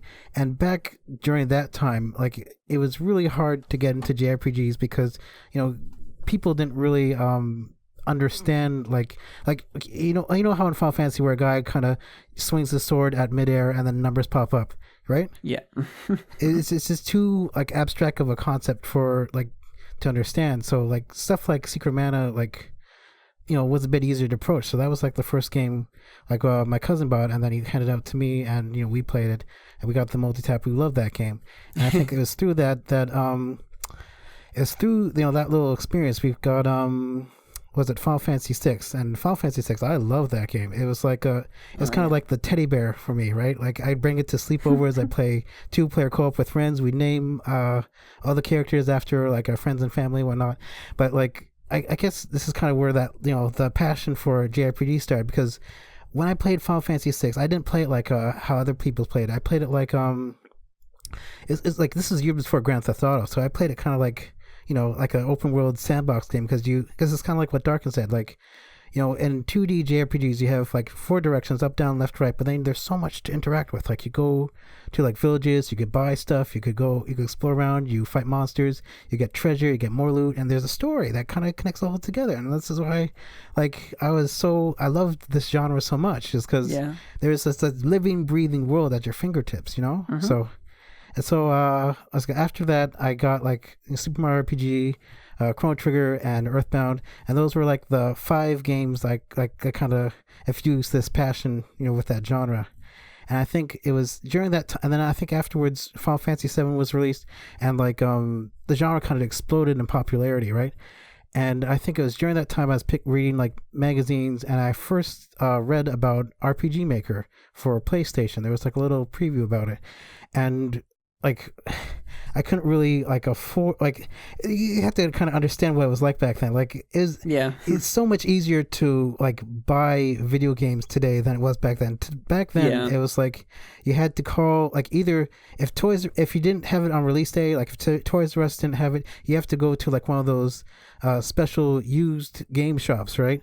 And like you'd have to reserve it on the phone, and you have to go there, and sometimes they sell it to you while you're trying to go there. And like that's what happened with like Lunar 2. I was trying to buy it, I reserved it on the phone, and the moment I got there, he was selling it to the other guy, and I had to use like my puppy dog eyes to make sure that he didn't sell it. And I eventually got it, but like that's how hard it was. Like if it was a struggle. It was a real struggle. Like if like that was another thing with Chrono Trigger. Like my friend wanted Chrono Trigger, right? But this is like maybe 2 or 3 years after its release, right? And so like the only way we could get it was like a Blockbuster or whatnot, but he wanted to buy it, and we checked like our local store, we checked everywhere, it was sold out, and he was in tears because, and I think our neighbor had it, and he wanted to buy it off our neighbor for $100, and the neighbor just said no, it's my game, I can't. And he was like in tears, crying because he couldn't get it. So but that's how hard it was to get games back then. So that's kind of why I passed on RPG Maker for the PlayStation. So I guess jump a few years ahead, 2000, and it's just Newgrounds and Flash movies, and like and there's this like kind of this I don't know how you would describe it. It was like this like retro gaming renaissance where people like people would start making movies based off like the games they played, right? And like one of the most notable ones that like I could choose any of them, but one of the ones that kind of struck me the most was I think was Mana Boy versus Sprite, right? It was like player one. It was like this 1-on-1 match between like player 1 and player 3 from Secret of Mana, and it was so well like choreographed. I don't know how to, but it's just like he used. I think it was the guy who made it was I think Mortis from Mortisland or whatever. He had his own website. But what was interesting about this movie was how like he used the sprites from the games, but the sprites didn't move like they did from the games. They were more fluid. They're more like there's more action oriented. Like he could do things that you couldn't do in the games. I think like the what was really cool was that how the the Flash movie kind of ended. Like it was this there's a 1-on-1 fight scene, and I think at one point the Mana Sprite grabs his spear and he kicks like the sword away from the Mana Boy, and he it's obviously he's won because he's the only one who's armed at this point, and then he lunges at the Mana Boy for the killing blow, and then like all of a sudden there's like this 360 camera angle, like kind of like from the Matrix. This was all done in Flash too, and and then like it twirls around, and then the Mana Sprite gets shot by an arrow, and then it goes to the Mana Girl, player 2. And she shoots the Mana Boy and she wins the little competition that they're having. It's kind of funny, but like I guess the reason why I guess I'm talking about this is because it was kind of like this renaissance. I don't know how to describe it. It's like they were taking the old games and mixed media with like new stuff, like new music, and doing things that you couldn't do in the games. And so like if this is what Flash could do, for these games, imagine what it'd be like to create them, right? And that's kind of ties into what Darkin was saying, was how it was too like complicated to make art JRPGs in Flash, Yeah. And I think there were some really good attempts that I eventually found out, like what's it? It was this, I wrote about it in like a blog post for Final Fantasy Uncanny. It was this game called Final Fantasy by 2chan. It was called Final Fantasy ASCII art or something like that, and it was really neat where they had like each episode would have a Flash cutscene, and then they have a Final Fantasy battle, and they ended with a Flash cutscene, and there was like at least 5 episodes that did that, and every episode they add like a new technique or ability, and it was really interesting, but like no one could do like Flash that way, so right. I guess that's how when I first heard about I think maybe it was the same website, I don't know, but I came home and my friend was playing Kindred Saga on was it RPG Maker 2000, and what was really interesting about that was it's a kind of site. Well, in RPG Maker 2000 there was only like a first person perspective, right? But this guy, I think Hugh Herrick, figured out a way to do like a side battle view system in RPG Maker 2000, and it's like and also what was really interesting was how it's kind of like this almost like a mixtape of all the really great games that came out during that time. Like there was a little bit of Xenogears in there, there's a little bit of Final Fantasy there, and like one of the characters had like used rips, like he used the rips. The rips of the time. This game you totally used rips. But what was really interesting though was like the fourth character had he had a helmet on, and when he took his helmet off, he had helmet hair, but the helmet hair was from the main character in Illusion of Gaia. It was like wild like blonde hair, and like it's just that kind of stuff was kind of what made it interesting. It was just kind of this new mixed media where they're taking things from games that we're familiar with and trying to create something new. So like that's why I love Kindred Saga. So I couldn't do the side battle viewed system in 2000. So, and I waited a couple years and I heard about RPG Maker 2003, and I was too busy with school at the time. So I think I waited around 2007 to just like I downloaded RPG Maker 2003. Right. And I joined Gaming World in 2007. And I like downloaded a bunch of games, and I guess I'd say the rest is history. But that's just part of the story. So yeah, I mean, a little bit of the history. Let's I suppose go like Like that's it, because I mean, the rips are so important to the community as a whole. It was a way to just get games out there, and you needed it. Like you needed, like back then it was a hobby, so you didn't necessarily have all the artistic like flourish in the world. But we've got ways to deal with it. But like rips were just the thing. Like everyone was just ripping every popular RPG in existence. It was funny. Yeah, it meant that like you could just save time by just like, okay, I just need like a train. I'll just take the Phantom train from Final Fantasy VI and just plop it in there. All of a sudden you have a train.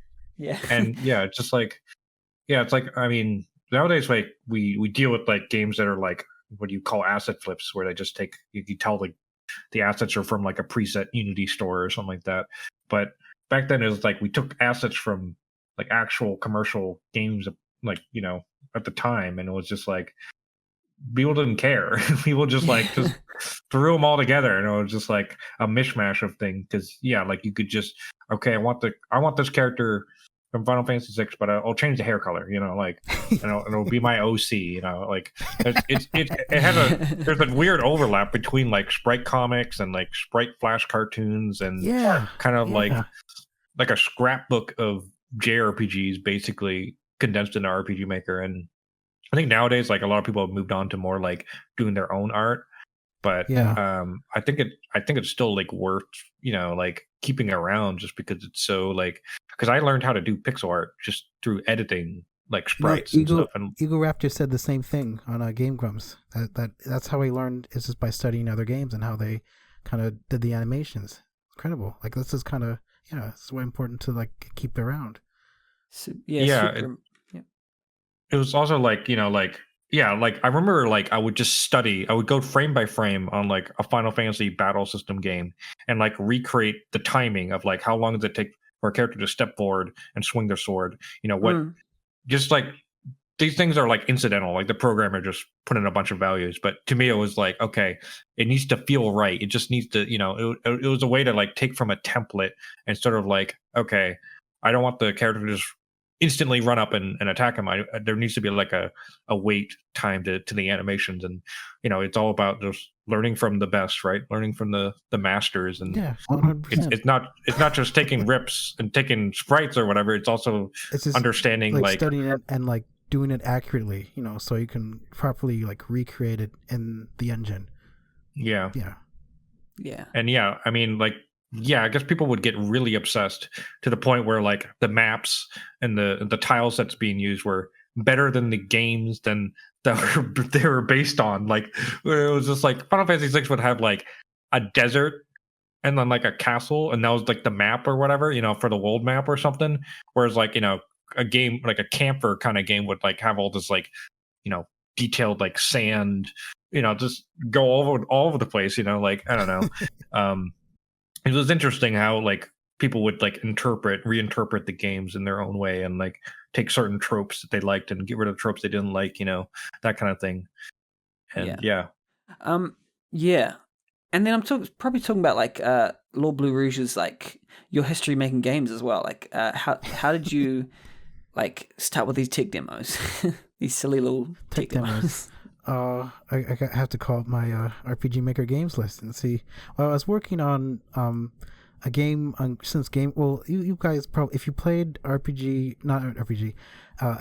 3, Alexis. Alex is a 2-day collaborative game by RPG. I put a little map in there, and it's supposed to be like a promo for the game I was working on that never really got released. I can't say I'm still working on it. I kind of ran into a problem. I realized I was trying to write the first act, and I realized I didn't really know how to write or bring it together. So that's why I started doing these tech demos, because I want to learn more about like how to actually use RPG Maker 2003 like correctly. Because you do actually have to have like some background, either in writing, drawing, reading, like it comes to the forefront of this, and you kind of struggle if you don't have that. So that's why I started making like these little tech demos to kind of figure out like how everything worked. So I guess what was the next game? I suppose I mean you did those 1-for-1 kind of recreations, and then you went from there to sort of like the cinema or the movie based ones, if for lack of a better term. Okay. I guess I could talk. I guess I could go down the list. Like, I guess Chrono Candy was kind of like the it was. Oh, I don't know if I could. I don't know if I could say this. The only reason why I did was that Chrono and Candy was because I was kind of frustrated with all the Chrono Trigger. Are we gonna edit this out? I don't know. Oh, I was kind of frustrated. Yeah, I was kind of frustrated with all the Chrono fan games that were in RPG Maker 2003 because they didn't get like certain things right, and I just wanted to bring it as far as I could in RPG Maker 2003, and then realized hey. Yeah, this is gonna go down as like the scandal episode. So I just kind of frustrated with how certain things moved, and I tried to take a shot of it and try to make it close as possible as I could, and there's only so much you can't because there's only so much you can do with Chrono and RPG Maker 2003 because it's not really made for that. You don't have like that same frames or whatever. So I get So but what I really liked about the Chrono fan games is the dudes figured out. This is a side note. The dudes figured out how like to get like the 3-frame walking animation to look like really cute. Like Chrono was like lopping like left and right. Like ooh, I don't know how to describe it. So it's like a really good animation. I don't know. Yeah. But yeah, I guess after that I did I guess Ys 3 Wonders of the Uncanny. And I guess Ys 3 Wonders of the Uncanny. I guess I don't know. I think I was during 2000. I was playing like a whole.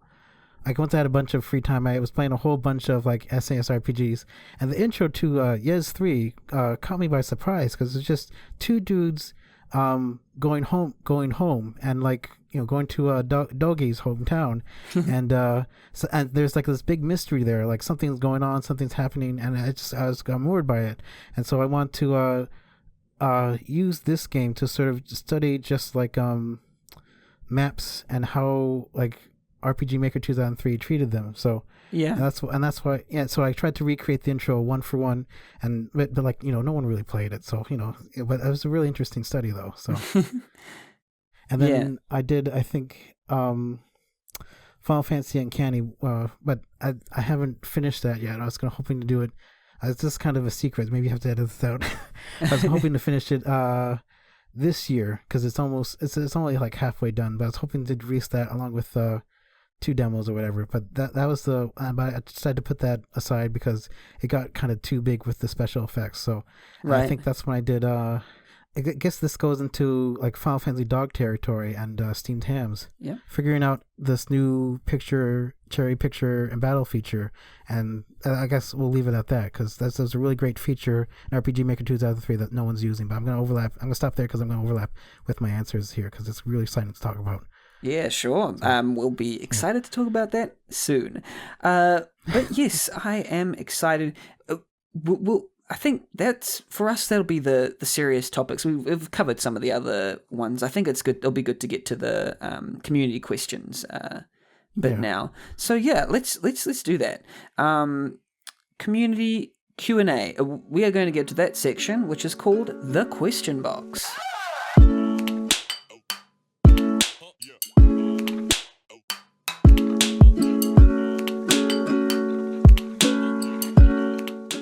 Welcome to the Question Box, the segment where RPG Maker community users ask questions related to game development and design that we probably don't know the answers to, but we'll try. Our first question comes from Ellie, or Sneckway2021, from the RPGmaker.net Discord. To Lord Blue Rouge, why did you become a lobster? Well, okay, just very, very short answer. Steamed Hams kind of got popular, right? And they're like short answer, like Steamed Hams got popular, and then like there are some guys on there trying to make me feel bad about making Steamed Hams. No one from our man, but like they can't separate like quote unquote the man from the artist. So I do that for them, and also like that's answer number one. Answer number two is I like it to surprise people, to show them that I'm the dude who did Steamed Hams, whereas like on our man I'm kind of more mild mannered, whereas on Discord I'm kind of a different person, so I try to keep those two kind of things separate. So yeah. So the lobster is fiercer. No, lobster is just, like whatever. Like I feel better about ship posting under lobster than ship posting under Lord Barouge, because I'm trying to, like, it's really hard to like reach out and talk to people and try to make them feel welcome. So when I'm trying to do that, I'm under Lord Barouge, and Lobster Barouge it's just more like more casual, laid back and whatnot. So yeah. The Lord is the regal, polite half, and then the lobster is the casual, a little bit, ship posty. Yes. Yeah. That's wow. I've learned something today. Now here, this question comes from Lord Blue Rouge of the RPG Maker Cola Discord. Oh, yeah. That's one's good. This is a question for Darkin. And I might have asked it later, but we'll ask it now. Can you tell us more about Train Trip and A Game by Its Cover Jam over on itch.io? So yeah, that was like a small project that I did over the course of a month. It's basically there's like a game jam where there's a bunch of people who made covers for games that don't exist for this like completely separate art thing.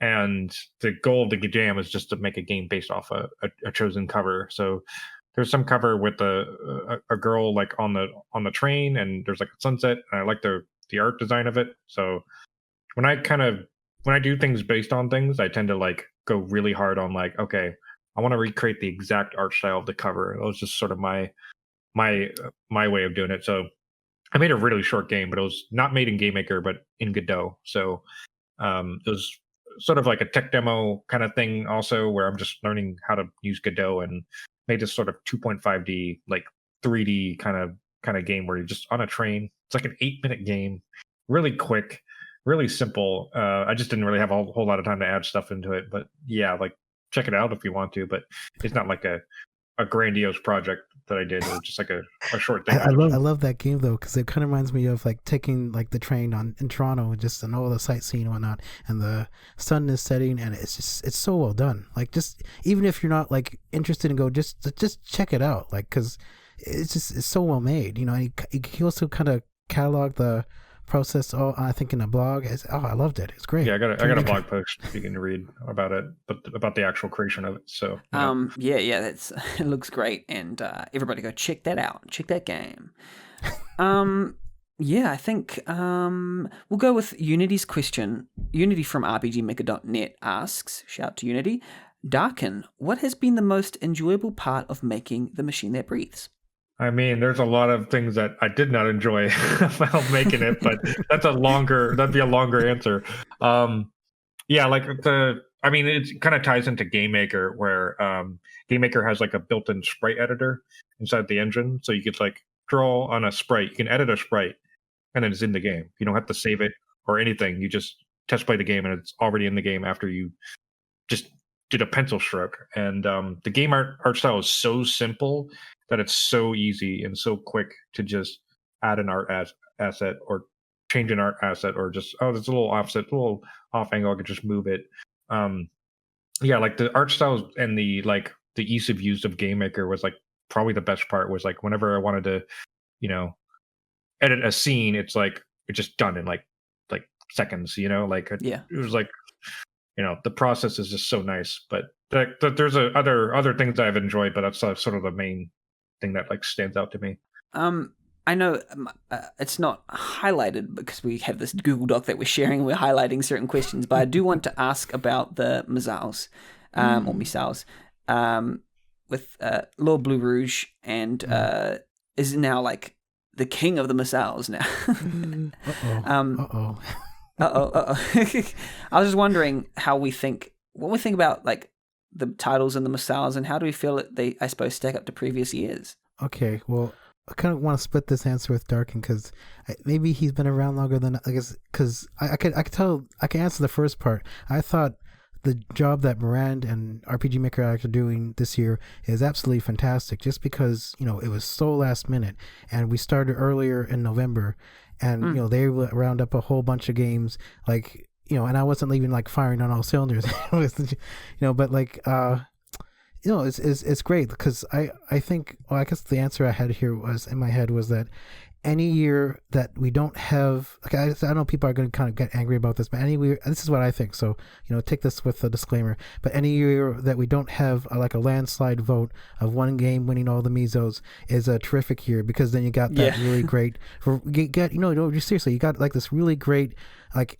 a grab bag of all these assortment of like really great and different and varied RPG Maker games, and that's what we should be doing, with Mesos as we go forward with this. I'm thinking of, like, I really want to suggest in the forums changing the winners thread so we could collaborate with Liberty and get the numbers and then present them, by game, instead of what won, because, you want to go back to the thread, in a couple of years and see what that year was like, and be able to say, oh, this was good, this was good. Oh, this one's going to next year, that's like, this is kind of really important from like a archive and historical point. So, but yeah, so that's part of the answer. The next answer is, like, I'm not really familiar with what past Mesos were like, but if I were to pick a year, maybe 2008, 2011, and maybe 2016, because that's when Huntress and the Hollow was submitted by Bleed, and I learned a lot from the interview I did with her, and like what new RPG makers were doing, and like the new communities that are coming and popping up ever since RPG Maker 2003 was legalized. So yeah. Yeah, I wholeheartedly agree with that idea that diversifying the winners of the Mesos, I think they really touched upon that by changing the category names and making some of them a bit more, less like best this, best that, best this. It's like it's trying to kind of create it. I mean, I think it was more like that. I mean, last year when they did like silliest use of an alpaca or something, it was more in that kind of category. But I think we've gone a little bit more towards the Oscarish side. But I like what you said. We're actually getting a diverse like array of different games. Like Beetle Ninja looks to be getting the audiovisual stuff and maybe Game of the Year. But then also like we got Exile's Journey on Game of the Year, which might not even like get anything in any other category, but it's great because all of its things came together like seamlessly, it seems. So it's like an interesting kind of dynamic, I suppose. Yeah. Like, I think, like, you get the better Mesos, the more, like, specific the category is, rather than just saying the best of the best, Like, if there's, like, something, like, I think one of the really good ones, I think, was when Nightblade won for, like, best villain, and that was Shadar, and it was kind of highlighting, like, the type of writing that you could do, like, in this type of game, and people should look back at that and say, hey, maybe I should study, like, the Demon Legacy to see how well he did, this type of writing for this type of character, that's kind of what we're trying to achieve with like a new, I guess, Mesos or whatever, just make proper categorizing it and just like, Yeah, I guess the goal isn't even putting like things on a pedestal or anything like that, but just actually like what was memorable about that year? What was like the standout of like, which game did the best in their respective like ways? Because like to me, Beetle Ninja, I had problems with the battle system, but it's like it has so much charm. Like, and I don't even though I'm I think Moonsong is like my game of the year. It doesn't have as much charm, right? But it has like better battles. So it's like, to me, like if ideally everyone would play every single game and like have those sort of nuanced opinions on all the games, but usually what happens is like the November or December sneaks up on us and it's like, you gotta rush through a bunch of games. And I think it'd be great to have some kind of RPG Maker game club, maybe, like where it's like everyone play this one game and then we all discuss it. I don't know, or maybe it's we have the review request club as well, but like I don't know, it's just hard to get people to play games, also because games take a long time to complete and not everyone wants to put that into a RPG Maker game, which may or may not be good. I mean, it's also, they're RPGs, right? They're so long and there's so much entertainment, you've got Netflix, you got this, so like there's so much to do in life, right? Exactly. It's competing for your time. I mean, because like with reviews and stuff, like like with AAA games, they have like meta scores and whatever they are. Like they give you an idea of, I guess, maybe how much people love or hate this thing, well, critics at least. But then like you get like an RPG Maker game with no reviews, and sometimes there's no way to know whether it's going to be like great or trash. So it's like pretty. We have to find ways. Maybe we have someone who goes in and plays like half an hour of each, and then gives like a general. I don't know. It's a hard one to. With Sorry, I don't mean to cut What's it.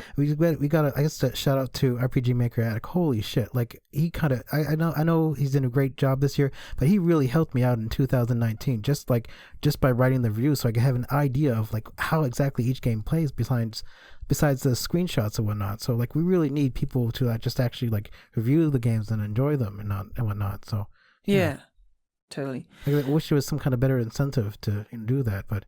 No. Yeah, I remember we used to have people like, Solitaire who would just pump out reviews like nothing. But then, we need more people like that, like all the time. I used to write reviews a lot, and I haven't written a review in a long time. I should probably get back to that. But, RPG Maker Cola, other things taking up my time. But, I think, what's it called? Yeah, I mean, but there's no excuse. I should just write reviews. It doesn't have to be a masterpiece, but for some reason I feel like everything I write has to be the thing that changes the world. Anyway, I think maybe we'll move on to another one. We could talk about that forever. That could be an whole episode yet again. But we'll move on to another question by Blind from the RPG Maker Cold Discord, saying, Lord Blue Rouge, I remember you've mentioned you were once very active on Newgrounds. Did we answer this? Did this site influence how you participate in game development and the creative process? Did we answer this? Not quite. It did, but yeah, it's kind of like I was inspired by Newgrounds Sprite movies to make my own games, but it was too difficult to make games in RPG Maker. I guess that's part of it. What's that? What was the question again? Sorry, so read it out for me again. Sorry. Did that site influence how you participate in game development and the creative process? A bit. The stark difference between like Gaming World and Newgrounds was that on Newgrounds you had people like animators, illustrators, graphic designers, and like web developers all working in this program. This program was like 3 programs in one, and so they always had like was it like the background experience too? So what's that? What was the and I guess and like they had the background experience too. But compare that to like working with RPG Maker, most of the people coming to the engine for the first time, sometimes like because RPG Maker I guess encourage like assets uses, sometimes the creators are only really good at like making maps or like dialogue and like I guess the answer to this question is that you kind of have to like be talented in some kind of background and bring that talent into your games, because this is how like important it is. So I guess that's how I kind of approach it. Like I guess that ties into another question, but I guess I'll answer that later. I'm not quite sure if I answered that correctly, but No, that's fine. I think you covered that quite well. I really liked this next question by Keaton or Justin Amakani of RPG Maker Cold Discord. They're the author of Always Sometimes Monsters. Shout out to Keaton, another guest on this podcast. For Lord Blue Rouge, and if Darkin wants to come bounce in, they can. Why do you think comedy is hard in video games? How do you address those difficulties? Okay, well, I do not know how to answer the first part, but I do know how to answer the second. And it's very simply, it's kind of like how they did the old Looney Tune cartoons, whereas they practiced like the sketch comedy first to make sure it was funny. And like I think they recorded it or something, and then afterwards they would animate it, so they had to make sure that the joke was funny in like its rawest form, and then once they brought it into other mediums, it would be funny as well. So like that's the like really solid answer that I could only really give here, is that you do have to bring like your talents from other mediums to the one that you're working with. So I guess I'm not quite sure why it's difficult to do, because I haven't really run into a game that wasn't funny, but like maybe it has to do with like player interaction, where like the joke is told like very far away, and you go away from the game, and then you come back and they tell you the joke, and it's not funny because you don't know the first part. So I guess I'm not really good at answering this question, but I'm trying here. Yeah, no, I think that comedy, I mean, it's all about timing, and I think it's also the difficulties I think they're also talking about, I suppose, with steamed hams, like trying to make it funny as well. But I think you noted in your description that you didn't think it was very funny. Yeah. But then other people obviously found it way more funny than you did, or maybe you were just underestimating how funny other people would find it. yeah, this kind of ties into the deep dive of Steam Hands, but I guess I'll answer it there a bit more because, Yeah. like, I was kind of, I know, I will say it anyways. When I was making Steam Hands, I was laughing my ass off at it, but it was kind of making this thing in a bubble. I wasn't quite sure if anyone was gonna find this funny at all. So you're just like, you make it and you hope other people find it too, but you're not quite sure. So, yeah. Yeah, like comedians will do like if they want to do sketch comedy or some kind of like filmed stuff, they're very careful. I found they've got different processes. This comedy sketch trio called Auntie Donna that I follow, they kind of like they do their live shows, and then if people will laugh, if the people don't laugh, then they're not gonna make like film sketches out of it. But if people laugh, then they'll continue and they'll refine it, and then they'll make the film sketches out of that. So I think that's one way, and they've found that it's a lot more reliable to do that than, I suppose, just writing something in a room and going, I hope people think this is funny. You gotta hope. I gotta work on that. So. You might need it. Yeah, what I would say for just the random, the normal the game user. What I mean, I'm not very funny, but like if I made a funny game, I would need testers to be like. Will you trust their taste also? Because like, don't get someone who's not your like comedic taste. Get someone who laughs with you and loves the same things that you do, and then give it to them and see what they think. And like, honest opinion: is this funny? Is this not? Where do jokes land? Which ones aren't funny? Sort of thing. But it's sometimes hard to find someone that honest as well. To be honest. Like like a mention of a bad joke. In the Vito Cranston promo for Mizo's 2020 is trash talking at the end there. Punk ass therapist, and what was the other one? I can't remember. It's douchebag about. I don't know. Yeah, it's I don't know. I was worried about that. So. But I laughed. Like I found it really funny, and I think you picked the right. I think you punched at the right direction because Froge doesn't take themselves too seriously. Yeah. So that's why they'll. Froge will take it, and if you punched at a different target, then it would have been a bit more like touchy. But Froge is like the punching bag. They take it and they roll with it, and they're very good like that. So and just for the records. But just for the record, I really like. I don't know how to pronounce his name. Colunio. Oh yes, yeah. What's it? How do you pronounce his name? Colunio. Colunio. I love Beautiful Escape Dungeoneer. I respect all his games. So that's kind of why I did like a little parting shot because I thought he could take it. So because he's really he's won a lot of Mizos. He's won a lot of awards. So but I really respect. And he's stuff, a therapist as well, so he's used to separating himself from the.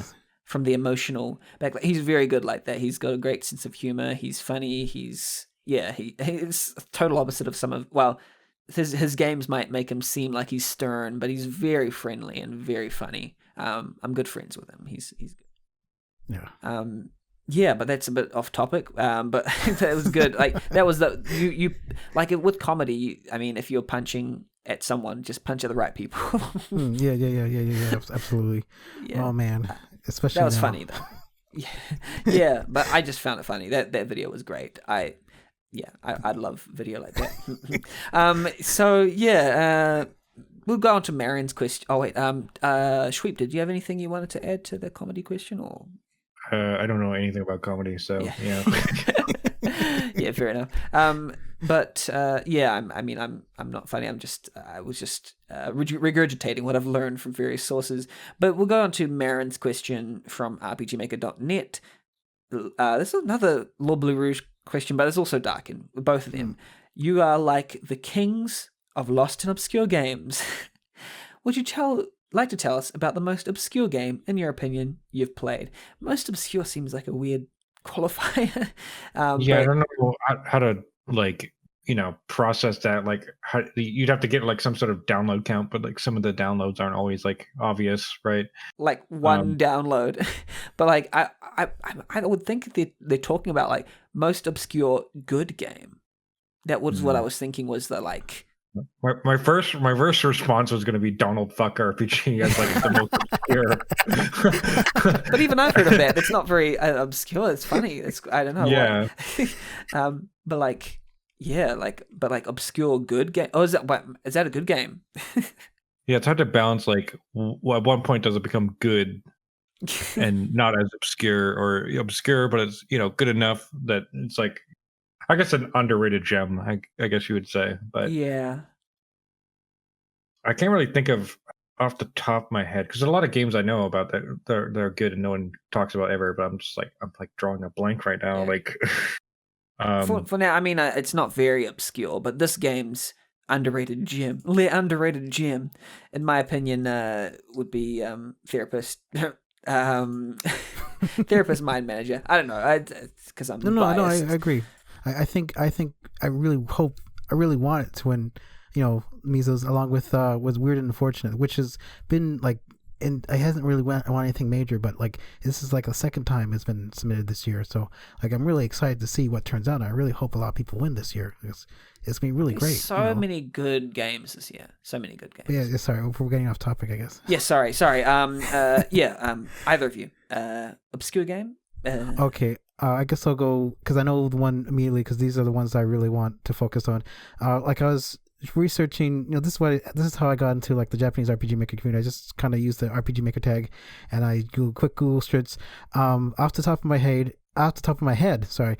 Aberrant, I don't know how to pronounce this. It's Abe 2 or Aberrant 2. It was I made a post about it. I did, it's a really great like Japanese RPG Maker 2003 game, and it's filled, as I think it was released in 2007 2008, but it's filled with all these like video game references, and they kind of constantly poke fun at like I don't know, some sort of internet culture. I don't know what it means in English, but it looks funny. My God, I love it. That's like the holy grail. I wanted to like translate it in English and just kind of dissect it. And there was a bunch of other games like Final Fantasy versus Dragon Quest, a really great like fan game, and then there was like it was a Doraemon versus Final Fantasy, another one. Like these guys really are pumping out these like really interesting parody RPG Maker games, like I really want to get in part of that community just to see like how far they took it. And I think the last one, it's not really obscure, but it's obscure for us, is was it, I can't remember what it's called. It was Cock-a-Doodle Doo. It was like this RPG Maker game where you play as a chicken, and it won, I think, some sort of competition. Wow. It's some sort of competition for developers. The developers of RPG Maker was holding a competition, and this is one of the contest entries. It won along with the original Corpse Party and like a palette. And this game came out, I think, on the SNES and also had a PC port. So this was like a huge one, but like no one really knows about it because it's all in Japanese. So it'd be really cool to bring that over just and kind of study what was RPG Maker like during the mid-90s, because this is where it came out. So yeah. A game I'd submit is the Rose Chronicles. I did a little write-up in RPG Maker Historia about it, and it's a really old like Gaming World game by Legacy 001, who also made Nofragar Crimson.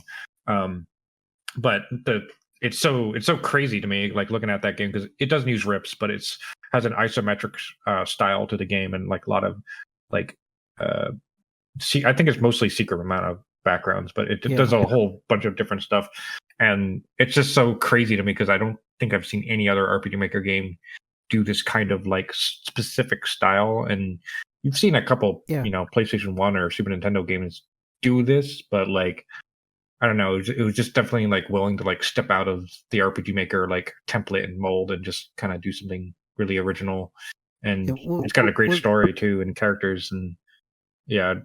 I wish more people would play that and get inspired by it and stuff. But what was really interesting about that game, I remember Rose Chronicles. I wanted to do like a silly fan trailer set to was it Yankee Rose, but it's gonna be Rose Chronicles. But what was really interesting about that game was the mouse thing. You remember you kind of interacted with the entire world with just the mouse, and you kind of gave you a chance to sort of take in like the maps and whatever, and like this really good sprite art. I remember that. Very interesting. Yeah, I think I'm going to have to. There's a few more. There's so many questions, and there's some that are related to steamed hams, and there's some that are related to other things. But I'm going to have to really skip right into the deep dive because we're cutting short on the time factor. Close. Yeah, I apologize.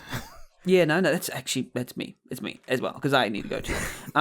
But yes, because some of these, like the questions that we wanted to ask, are also going to be explored in the deep dive. I'll ask the exact questions during the deep dive because I think they are quite important. So let's go. I'm just going to credit some people who asked the questions. Thank you, D3, Kindor, Vandas, Copper Hypersomnia, Cappage, Voice of Fate or Seeks, Rachel the Seeker, and Froge. Thank you for all of your questions. I'm sorry we couldn't get through all of them, limited time. We're going to go into the deep dive. Let's go. The deep dive. Welcome to the deep dive. In this section, we dive deep into one of each of our guest projects and figure out what went on during the process, inspirations, and elsewise. Now, for Lord Blue Rouge, I think we're going with Steamed Hams, but it's RPG Maker 2003, correct? And then for Sweep, we are going with The Machine That Breathes. And I thought we'd have like a third kind of topic, which we've sort of touched upon, but maybe not have gone to full detail on, which is the element of the archiving rare and obscure RPG Maker games, or, just RPG Maker history, which I'll ask maybe a couple questions about. We'll see. We're a little bit limited on time, so we'll just see how we go. Yeah. So, we'll start with Steamed Hams, but it's RPG Maker 2003. What a great descriptive title for this game created in 2003.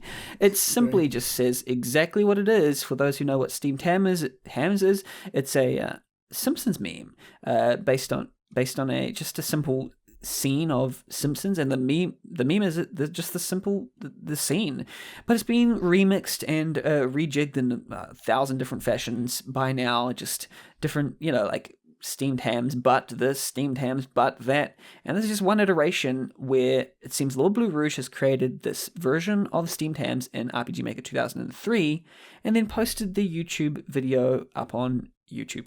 And apparently they prefer people to watch it there, maybe, but then they can also download it to kind of get a sense of how it plays as well.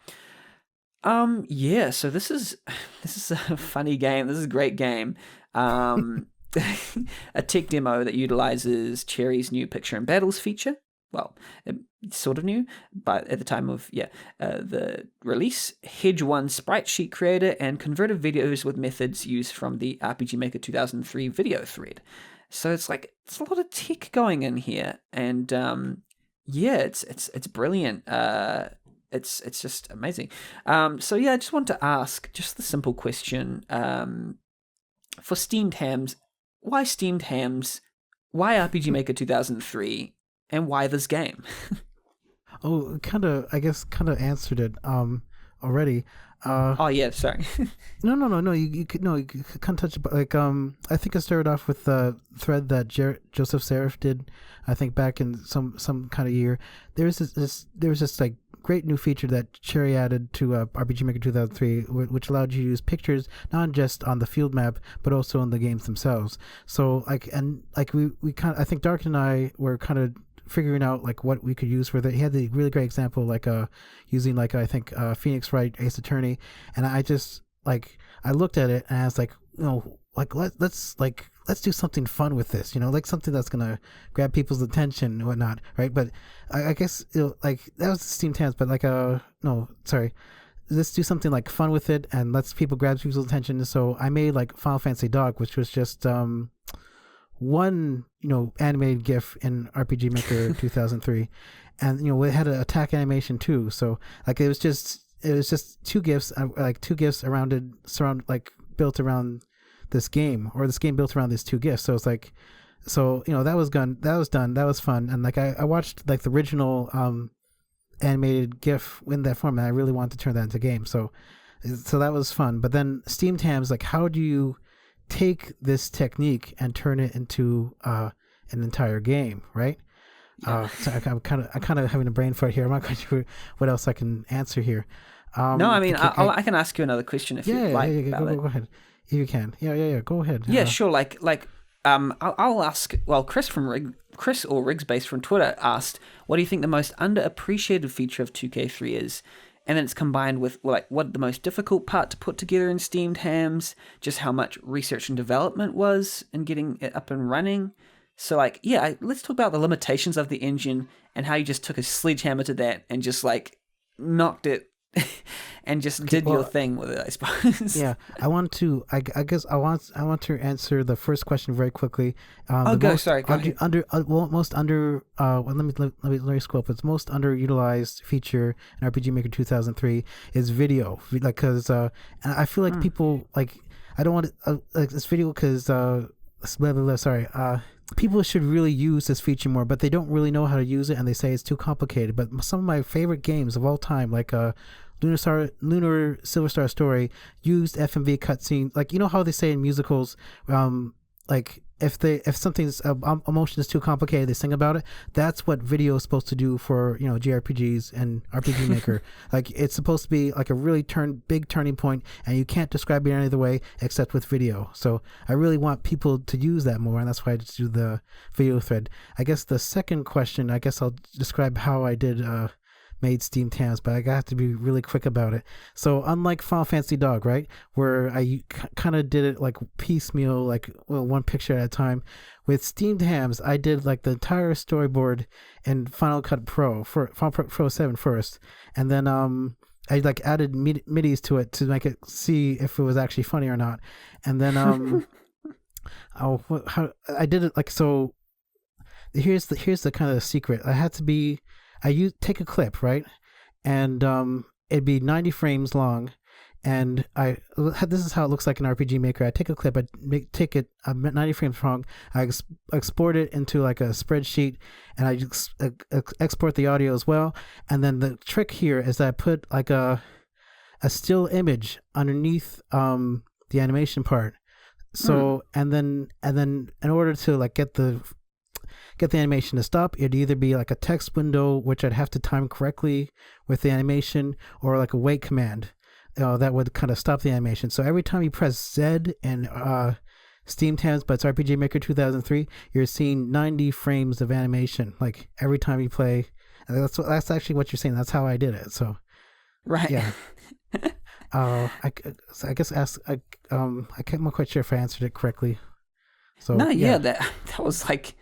I was wondering, and that's just, I guess that's just the tip of the iceberg, because there's so much probably that goes underneath what's happening. Yeah. But I plan to do more. I plan to do more games with it, but there was this problem where like it's reason why it's 90 frames is because it kind of there's a problem with RPG Maker where like it lags and it it won't work. So I tried to do everything I could to hide it, but I kind of paired up with Sidewinder and asked him how to fix it, and he figured out a way you can now do long, really great shots in RPG Maker 2003. So I'm going to use that more for my future projects, and keep your eyes peeled for that.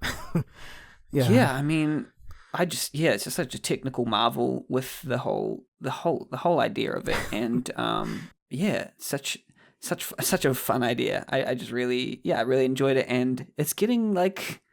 It gets buzz, and like people like Night Margin, who created One Shot, and like Justin McCarney, who created Always Sometimes Monsters. They just love this thing. So I'm looking forward to more.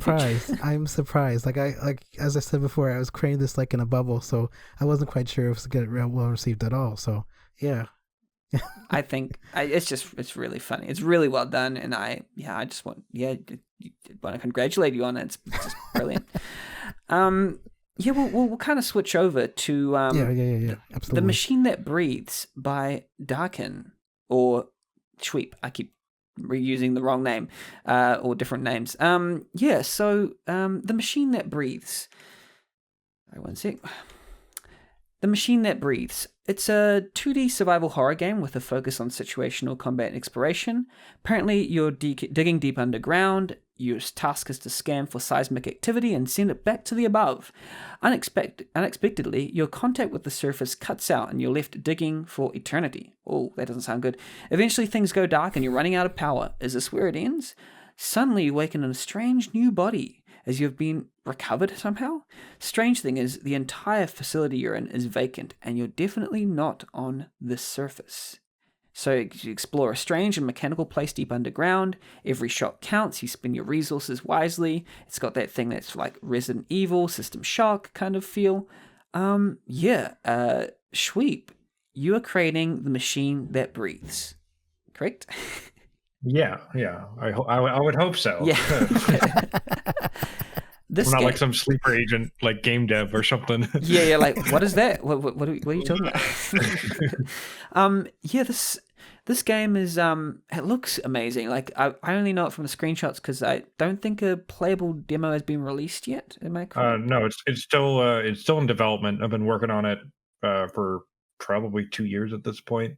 Mm. I would hope to finish it before like the 3 year mark, because that's the last commercial game I did was 3 years. So it's like I'm trying to make games quicker. But yeah, it's like it's going to be on Steam and like itch.io. It's like it's a commercial game. It'll be $9.99 US. So it's like a Nice. serious project. But like most projects, it's just taking a while and trying to like Yeah. figure out what the game even is. Because at first I was like, okay, I'm gonna do like a science fiction Resident Evil, but some of the features like it's not quite working out as I thought it would. So I Mm. kind of like fall back on like some like slightly different ideas, and it's more it's more system shocky, I guess. But Resident Evil, it has like you go through doors and you have key cards, and those key cards like are you have like usable key cards and then keys that unlock doors permanently kind of thing. And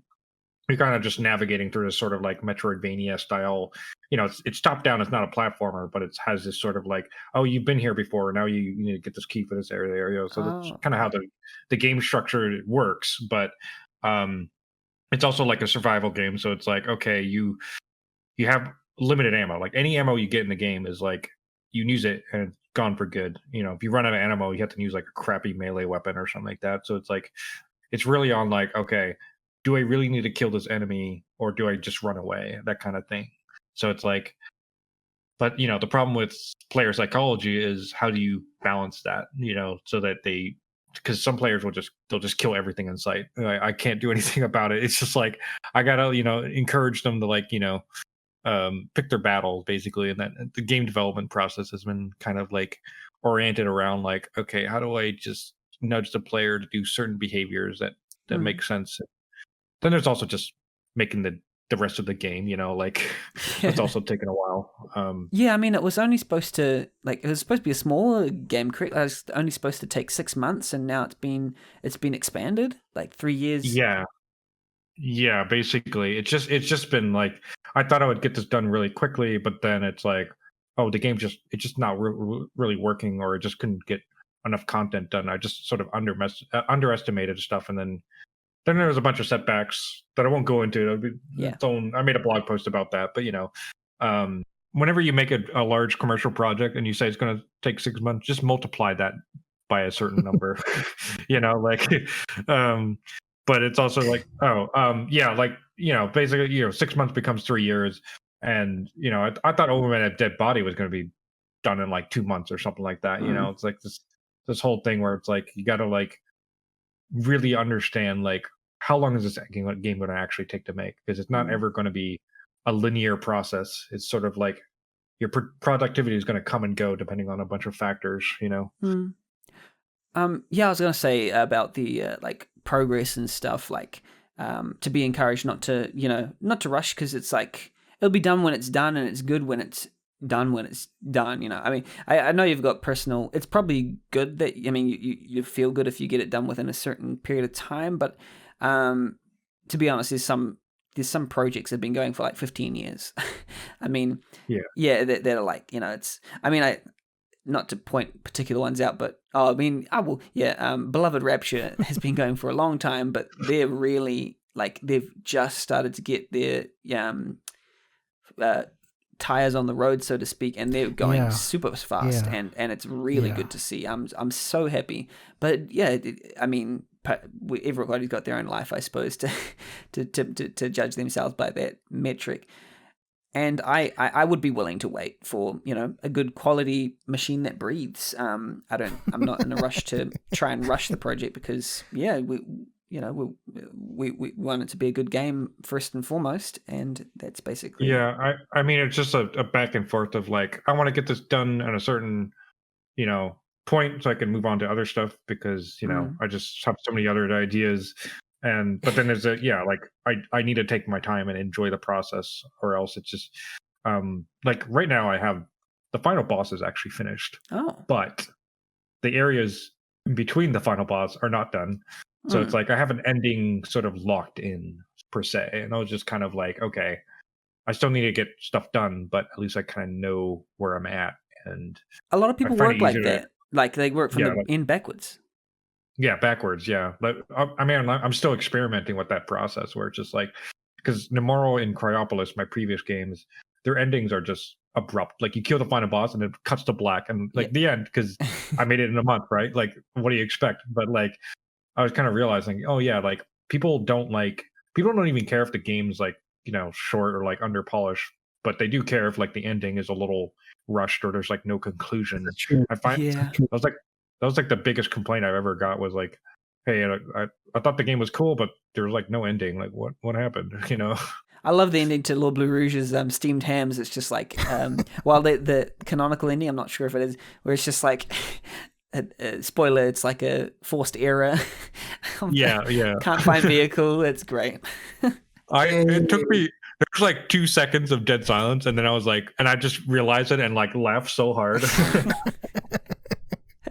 Brilliant. I mean, it's just little touches like that probably when Lord Blue Rouge was doing it, they were just laughing, and then they were like, wait, will anyone else find this funny? Yes.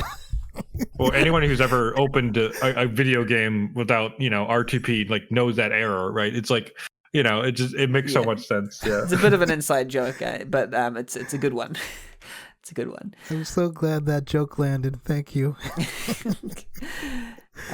Yeah, and I mean, as for, I suppose, let me look at my questions. I have I suppose a question from old Pan. No, it's an old man. Old man or Cappage from the RPGmaker.net Discord asks, I would like to hear Darken talk about their transition to other engines, but I need to formulate a proper question. A lot of people say that. Also, Darken, do you plan to move outside of top-down after The Machine That Breathes? Like, all of your games have mechanical similarities, and I'd like to see something wilder too, although I'm totally content with your current produce. That's Cappage language. Yes, with what you're currently producing. There we go. Yeah. Well, like, right now I'm also, like, thinking of moving over from GameMaker to Godot, and the reason is like I want to do 3D, right? But it's like, man, I kind of like the top-down perspective because it's just like you sort of have a semi bird's eye view of things, and you can kind of like, I kind of like that format.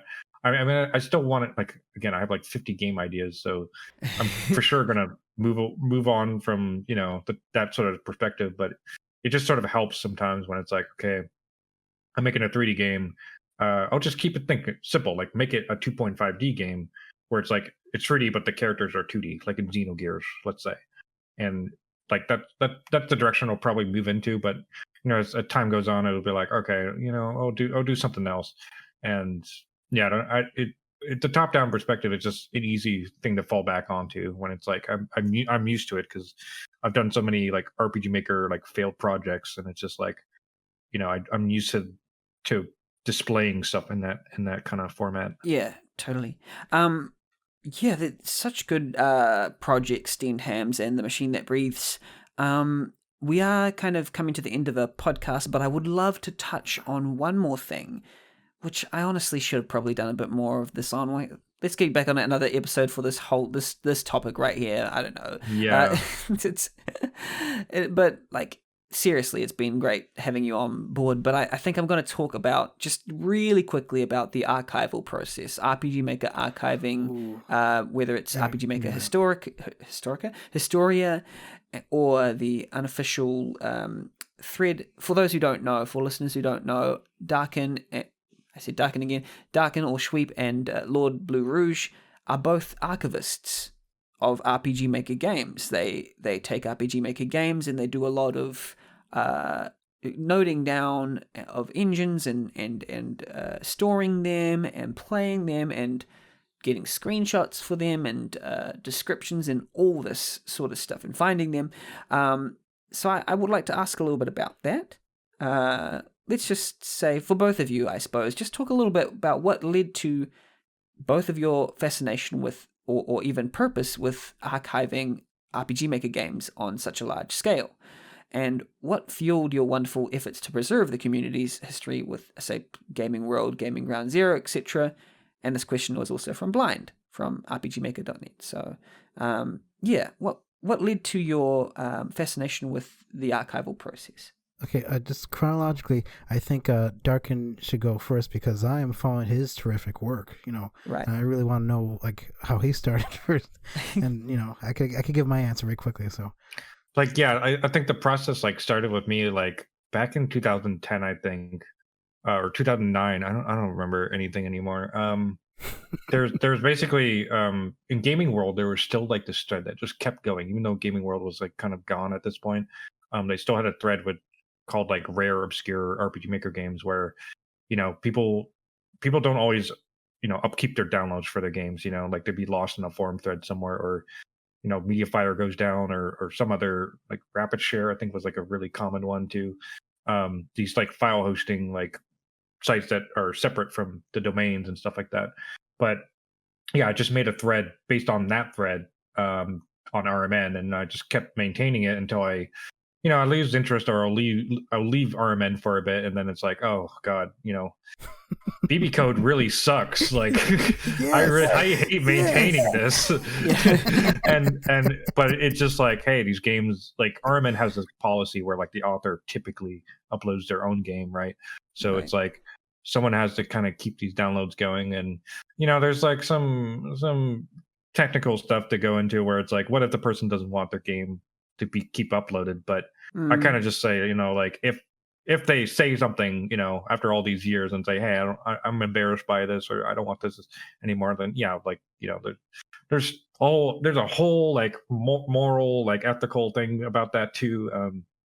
But yeah, I just sort of maintain these games just because I grew up on a lot of RPG Maker games that do not have a dedicated file hosted download anymore, and especially Gaming Ground Zero went down at some point. Yeah. And everyone we saved what we could. There's still some missing games, and I don't know, I guess it's really easy to get obsessed with hey, do you guys know about this game? And it's oh yeah, well, we know about it, but we don't know how to download for it. We'll just check the web archive real quick, and it's you're just spending 10 hours 20 hours finding this stupid game with RTP Alex in it, and it's why am I so desperate to get this little game that just because someone remembers it? And it's but it's I don't know, it's you're preserving a culture. You're like an anthropologist finding dinosaur bones or something, and it's you want to record, you want to show what it was as is, so I don't know, kind of just spiraled into that. Yeah. I guess pick up after that. I think the moment for me was I think 2016, Segnin disappeared, and then I think shortly after that, Game Ground Zero disappeared, and I had this gut feeling before Game Ground Zero went down that everything was gonna be gone. So I downloaded everything, and then that's how I started, because I really want to keep that up, It's also, sorry, another part of the answer was I kind of, back in school, I kind of studied art history, so I knew how important it was to you kind of see the same thing when RPG Maker games, where there's kind of art movements going on during particular years and whatnot, and we kind of want to preserve that. And just to chime in why it's so important, a lot of this stuff, the message system in Steam Tams, that's being used in Easy RPG, and the Steel system, I think, was just that was I think done by Etienne, who now passed away, but it's been used in other games, in my games as well. So, and I could that's why it's kind of really important to hold on to this history, because they have the tutorials and stuff there, So yeah. It doesn't stop at games. It starts with just written kind of articles and what did people think about that kind of stuff, and yeah, I started RM Historia as just a WordPress blog where I just kind of review games, but it's less about the quality of them and more about the context. Where do they fit into our little culture, our little our history, basically. Yeah, absolutely. We could talk about that forever. I mean, it's just it's a its topic. own podcast. It's its own thing. We got it in though. So yeah. Yeah, we've talked about so much. I'm so grateful for having both of you on board this podcast. It's been a privilege, utter privilege. Thank you so much. Yeah, thank you for having me. We'll have to come back at some point. Maybe when I'm not so busy with the archive or not.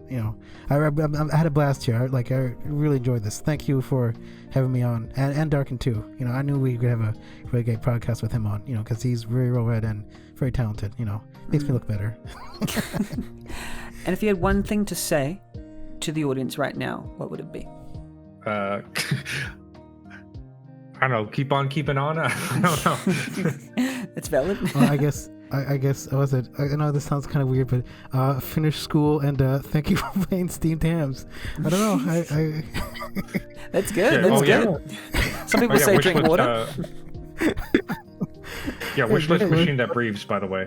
Oh yeah, do that. Well, actually, yeah, I was just about to say, here's your chance. I'd like to give every guest an opportunity to plug or promote yourself. Not just an opportunity, I want you to. Where can we find you? Where can we follow you? Where can we download your games and support you? Yeah, I go by Schweinheap on Twitter at Schweinheap, CHOINHEAP. Mm-hmm. Also, I go by Darkin on RMN. But yeah, you can wish my game, Machine That Breathes, on Steam. It'll be on itch or Game Jolt, but look forward to that. It's kind of like the main thing I'm focused and working on. So yeah, go follow them on Twitter and download their games. Have a quick go. They're good. I guess you could. Yeah. I guess you can find me on rpgmaker.net. I'm not famous yet, but once I'm famous, I'll do the Twitter and the Facebook and all that stuff, and it'll be fantastic. We'll have a gay old time, So yeah. Oh dear. Yeah, find Lord Blue Rouge on rpgmaker.net and send him money. Just download Steamed Hams, but it's rpgmaker 2003, and share it with friends because it's the funniest thing since sliced bread, because sliced bread is very funny. And then also the rpgmaker.net Discord, there's people there and it's fun and it's good. rpgmaker.net Discord, Google it. And also, I will plug RPG Maker Cola. Listen to the episodes, have fun, follow the Twitter at RPG Maker Cola. Join the RPG Maker Cola Discord. We have a lot of fun, we have community, and I'm going to be streaming the games, so you might have already seen. I'm streaming Steamed Hams and a sweep game, if the Machine That Breathes comes out by then, or another game of sweeps this week. So check out the streams that we have every week of the games that we are playing. Side note, very quickly, I'm looking so forward to season 2. You got a lot of great guests on here. Holy shit, you got Will O'Neill, Actual Sunlight, and a whole bunch of... Yeah, no, it's amazing. I love it. I hope you keep going with this, dude. It's amazing. I love it. Oh, my God. Yeah, thank you so much. I mean, trust Lord Blue Rouge and Shreep to be excited about my podcast, because these are two of the most, encouraging people in the community. So encourage them. Encourage them back, because they deserve it.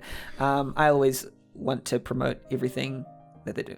Anyway, we'll sign off here. Just perfect timing. Wow, I need to go. But thank you so much, listener, for listening. You might be making your game. You might be doing something on a drive. We value you, and I want you to keep making games and being just yourself, just enjoying life. Bye everybody. Have fun. Bye.